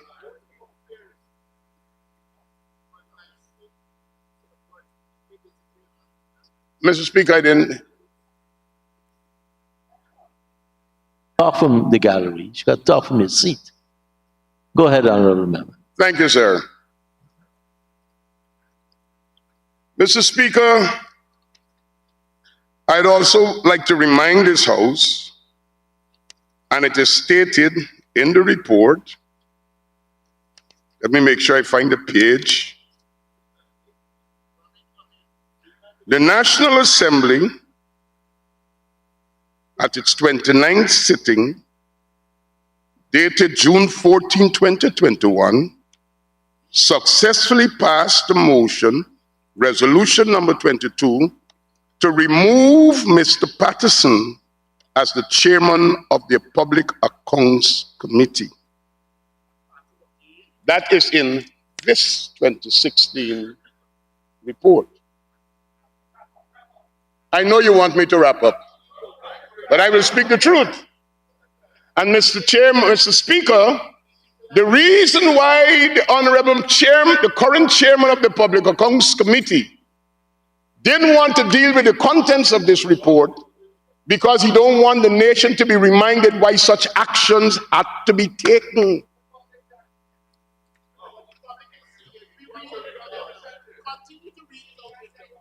Since we had a thorough debate in this National Assembly, sir, I would like to remind you that in 2016, when we were examining these actions, there was a great reluctance by the then chairperson to even allow due process to prevail at the level of the committee to ensure motions that were being put to the floor were properly addressed, and we had to come to this National Assembly to resolve that matter. And the facts are known. Mr. Chairman, I want to continue in the report.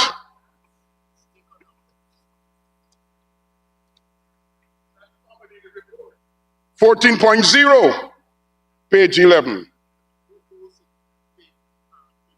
Specific findings in regards to overpayment by budget agencies to contractors. The works were incomplete, but the works were signed off by engineers as complete, and hence contractors were paid. Mr. Speaker, there needs to be something that is established in this House, and I guess every honorable member must agree. The accounting officer in every budget agency, whether the PPPC is in government, which we will be for a long time, or the APNU AFC that was in the period 2015 to 2020, is the permanent secretary or the regional executive officer. What we found happening at PAC is that there was a blame switching, and there was a deliberate attempt by the distinguished suspended member who Mr. Figueroa, the honorable member, wanted to bring into the discussion this afternoon, because the role he was playing was not to get the accounting officer to answer, but to switch the blame to some engineer or some technical officer. While it is true that engineers and technical officers advise permanent secretaries, the accounting officer is the head of the agency who must satisfy themselves that everything has been done before signing off. And if we're going to improve accountability in this country where public monies are concerned, we have to put that on the record. Accounting officers cannot switch the blame to technical officers. We have to ensure that you satisfy yourself. There were variations that were done and paid for to contractors without approved variation orders.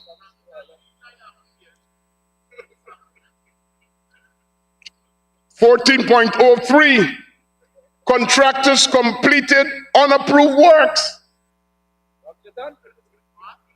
At 4, There were discrepancies in measured works between the ministry's engineers and the engineers of the audit office, and this was often a matter of contention. Engineers are saying that they paid for measured works in 2016, a period when the APNU AFC was in government. And when the Auditor General's office went with their engineers to measure the same things that they measure, they getting two different measurements. And of course, it would appear that the people of Guyana would have to conclude that we had difficulties there with maths.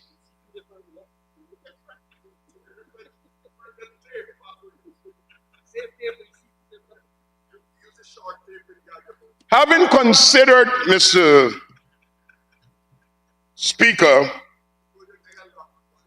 the several discrepancies and inconsistencies and breaches that were found in the examining of the 2016 Auditor General's report and examining those officers that appeared before us, we made some general recommendations. The recommendations include the accounting officers should ensure that they are in full compliance with the Fiscal Management and Accountability Act. Mr. Speaker, as a member of this committee, I would like to report to you in asking us to adopt this report and to adopt this recommendation that there were members who were appointed as accounting officers under the APNU AFC who did not know what the FMAA said. When questioned and when put to them, some of them never read it.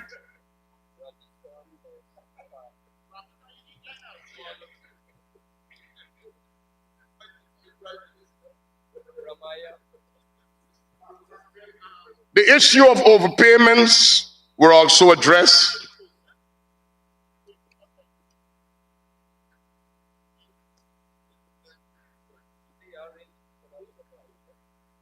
Mr. Speaker, the issue of staffing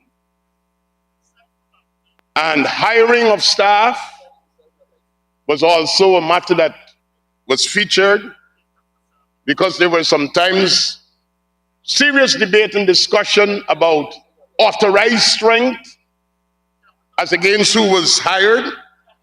And the recommendation is that accounting officers should write to the Public Service Ministry requesting the creation of additional posts for more technical staff to ensure that they have the engineers and the necessary people to carry out the functions so that there could be no excuse.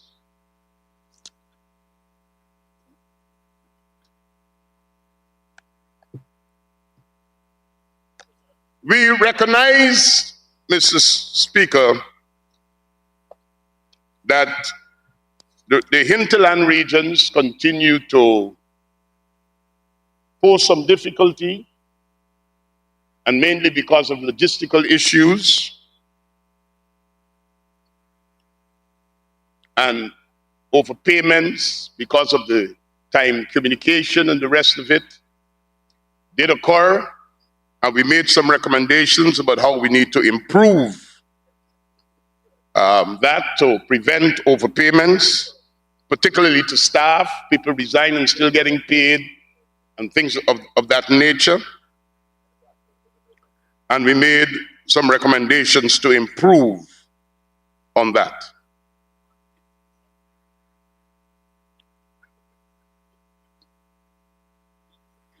We were able to go through the report of the Auditor General, and we highlighted some agencies that is in this report at page 12.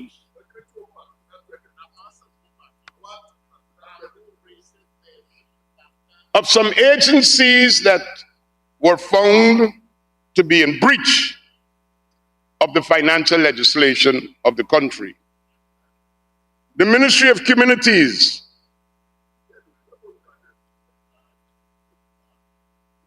they breached several times the Municipal and District Council Act, Chapter 2801, Section 177. The Ministry of Natural Resources, we're talking 2016, they breached the Fiscal Management and Accountability Act 2003, Section 55.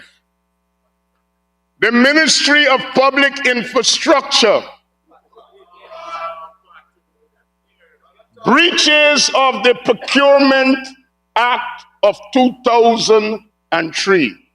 As a matter of fact, if you read the Auditor General's report, you'll want to know if we ever had a Procurement Act when it comes to the Ministry of Public Infrastructure. And that is why this report is so important tonight.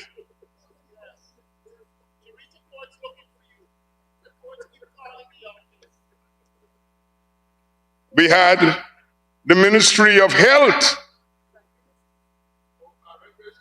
I'm coming there. The Ministry of Health. Mr. Speaker,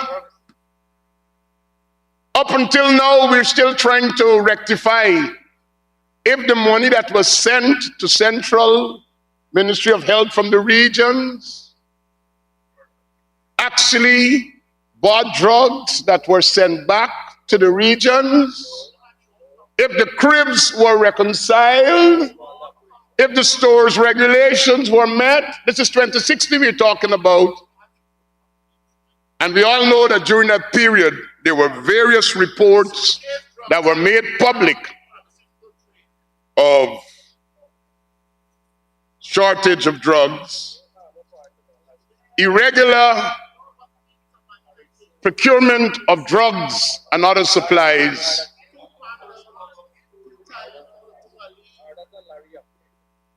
the Ministry of Public Security, breaches of the Procurement Act of 2003.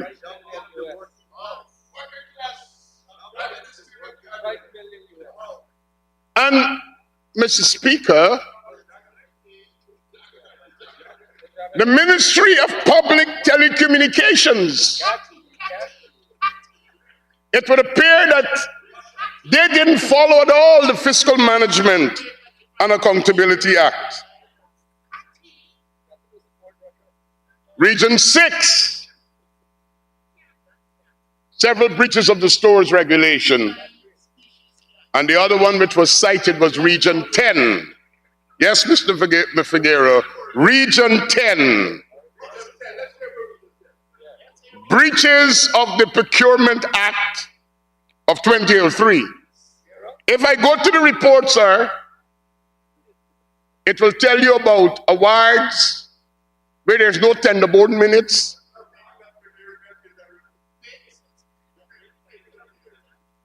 Awards that went to the bidder that you don't even know if it was the highest, the middle, or the lowest.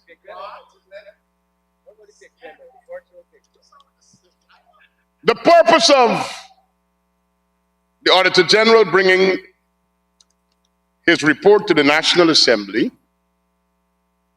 is for it to be laid and scrutinized by the Public Accounts Committee. When the Public Accounts Committee is finished scrutinizing it, the Public Accounts Committee comes with its report. This report, once adopted, calls upon the government to take action to implement the recommendations. We have to now get laid in this National Assembly a Treasury memorandum of which the Minister of Finance will have to tell the House what actions they will take to correct these issues. So tonight we're hearing about quorum. Tonight we're hearing about ministers sitting on committee. Now, I want to say in response to something that Mr. Figueroa said, sir, if you're going to come to this House and you're going to say what Mr. Shearer said when she spoke about ministers being on the committee, at minimum, please tell this House what was the government's response at the time. Did you do anything to change it? You said it was justified, it was okay, and it is well. Why are you using an argument that you did not agree with then to justify and make a case of something that can't hold now?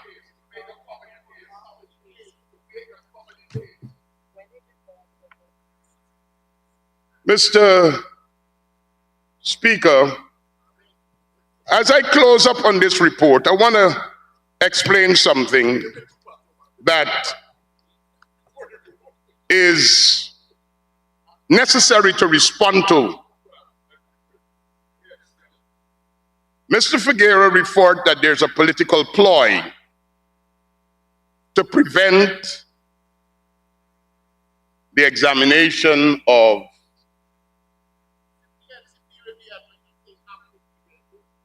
the PPPC's term in office. Mr. Speaker, we are examining, and we're dealing with the 2016 report.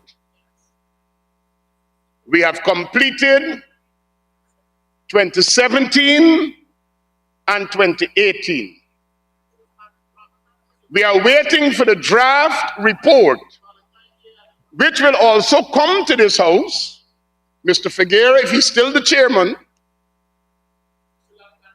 will present those reports of the findings of the Public Accounts Committee and recommendations. We will have an opportunity to debate that report, table it to the National Assembly, and ask the government to provide the Treasury memorandum. We now have to continue the work of the PAC to examine 2019 and 2020. When that is finished, we will come to the National Assembly. We will present those two separate reports.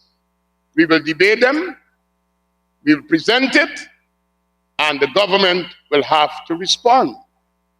Then we will come to years that the PPPC is in office, and we will do the same thing.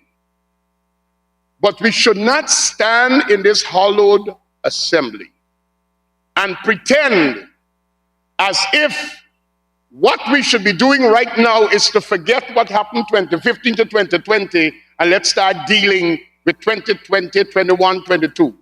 No, sir. No, sir. The people of Guyana must know how their monies were spent, and also they must get an idea of what were the findings when the Auditor General's report was examined in committee, where the accounting officers had an opportunity to defend their actions and to highlight if the Auditor General accurately reflected what was transpiring at the time. This report tells us that the Auditor General's findings were accurate, the challenges that were faced, and the recommendations to improve it. And we must ensure at all times that reports that come to the National Assembly, that are sent to committees like the Auditor General report that is sent to the PAC, is adequately, properly scrutinized, dealt with carefully to ensure we strengthen the accountability framework of this country and we don't run away. We can't hide from our record, and the APNU AFC, no matter how uncomfortable or inconvenient it is, 2016 were your years, and the contents of this and this reflects your failure to practice what you told the people of Guyana, that you will bring transparency, accountability, and good governance. I ask that the report be adopted, sir. Thank you very much. Thank you, Honorable Minister, Honorable Chairman of the Public Accounts Committee, the Honorable Member, Mr. Jermaine Figuera.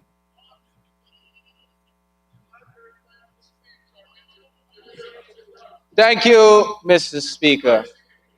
Oh, go ahead. I didn't know I vacated a seat. I see you're inviting somebody to speak. My apologies. I don't want your work, sir. Mr. Speaker, I listened to the presentation by the Honorable. Just one moment, Honorable Member. Does the Honorable Member, Ms. Fernandez, want to speak to this report? Okay, because my indication was there were going to be two speakers. So, Honorable Member, Mr. Ramjatan, please. Yeah. You did indicate. Mr. Speaker, Honorable Minister. the understanding I had from both Mr. Figuera and Mr. Ramjatan, there'd be one speaker for the opposition, one for the government. If that is, there's been a change, I have no objection to it, except we will put on additional speakers now. Exactly. So what is it? We keep to the agreement or we don't? Honorable members, the standing orders are quite clear. If there's a speakers list, we stand by that. If there is not, the speaker calls on a member who first catches his eyes. Right? We had an agreement that there'll be two speakers, and the mover of a motion has the right to close. That's why I called on Mr. Figuera. But I'm not going to have members now deciding who will speak and who will not speak. As far as I'm concerned, I received the speakers list, and I've called on the Honorable Member, Mr. Figuera, to close the debate on the adoption of this report. Honorable Member, Mr. Figuera.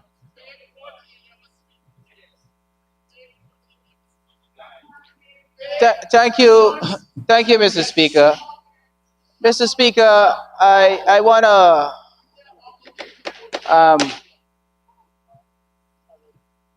thank you, Mr. Speaker, for your protection. Mr. Speaker, I listened to the honorable member's presentation. And listening to it, one would want to assume or draw the conclusion that this present government's performance and their accounting officers' performance are performance that are stellar. We have had reasons to send several of the present accounting officers back to go and ensure that their house is in order. Answer for your period. And Mr. Speaker, the present Minister of Public Infrastructure, under his ministry,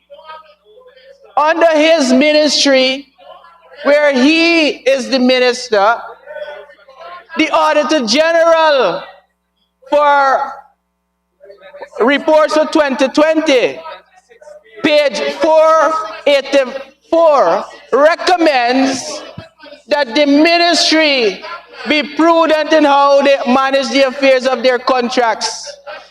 And he is here, Mr. Speaker, to come and criticize the performance of the previous administration, as if his stewardship presently is faultless. A plethora of fault findings in the Auditor General report of 2020 under your Honorable Chairman of the Public Accounts Committee. Right. So all members of the Public Accounts Committee will get an opportunity to prosecute that at committee, and then we will have that report. Go ahead, Honorable Chairman. Thank you, Mr. Speaker. So, Mr. Speaker, with the report and the recommendations put in the 2016 report, those recommendations that I spoke to, and some of the recommendations that the member spoke to, weren't essentially fashioned from the findings of 2016 report.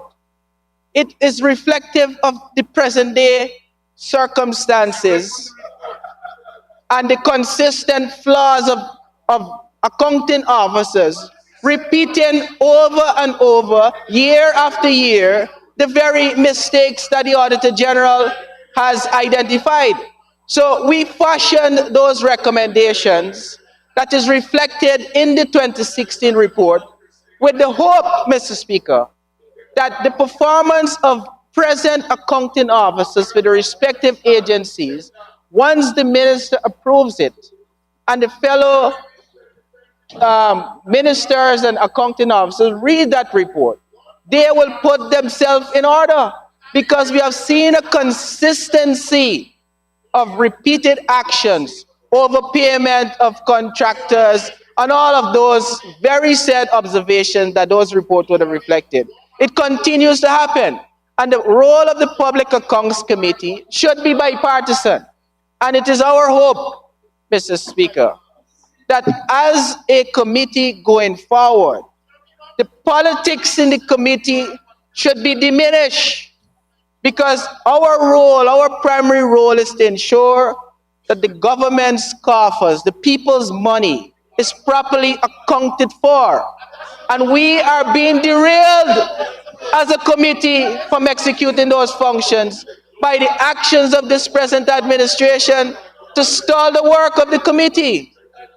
So, Mr. Speaker, we are saying, we on this side of the House exhibit the professionalism that is required to give absolute scrutiny of all accounting officers that comes before us. We would have had accounting officers under the coalition administration that I, as the chairman, recommend that they go back and get their house in order.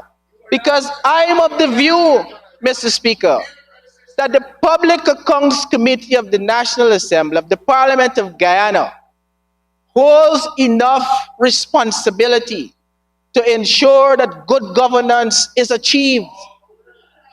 And we need to aspire as members on the Public Accounts Committee to ensure that our work is not politically influenced. Because everybody on the Public Accounts Committee, in my view, Mr. Speaker, and when we are perusing accounting officers' performance, should ensure that Guyana is looked at first and not political sides. And that is what I, as a chairman, endeavored to do. But we have to stop trying to score cheap political points with the business of ensuring that accountability, transparency is achieved at the level of the Public Accounts Committee. And I am disappointed, Mr. Speaker, that we have ministers of the government, that our learned and one of the most experienced member in this House criticize. And she is still the lead member of the Public Accounts Committee. But honorable member, you were doing really good when you said that, you know, the recommendations here and the Treasury memorandum would inform those current persons. You're going really good. Please stick on that line. Thank you for your guidance, Mr. Speaker. So, Mr. Speaker, I would want to appeal to the learned Madam Teixeira, who is most experienced, in my view, in this House, to lead the charge. You have indicated, and many of your colleagues have indicated, that the government side has competent people. So I'm suggesting that you lean on your very own recommendations that you put when you address this House concerning ministers not sitting on the PAC, to recuse yourself and advise your fellow minister to recuse himself from the PAC and allow the other competent non-ministerial holder to come and represent the interests of the government side on the Public Accounts Committee. With that said, Mr. Speaker, I would like to thank you. Thank you very much, Honorable Chairman of the Public Accounts Committee. Honorable members, I will now put the motion that the report of the Public Accounts Committee on its examination of the public accounts of Guyana for the year 2016 be adopted and refer the report to the government for its consideration. Those in favor say aye. Those against say no. Ayes have it. The motion is carried. Honorable Member and Minister of Governance, Madam Teixeira. Honorable Prime Minister.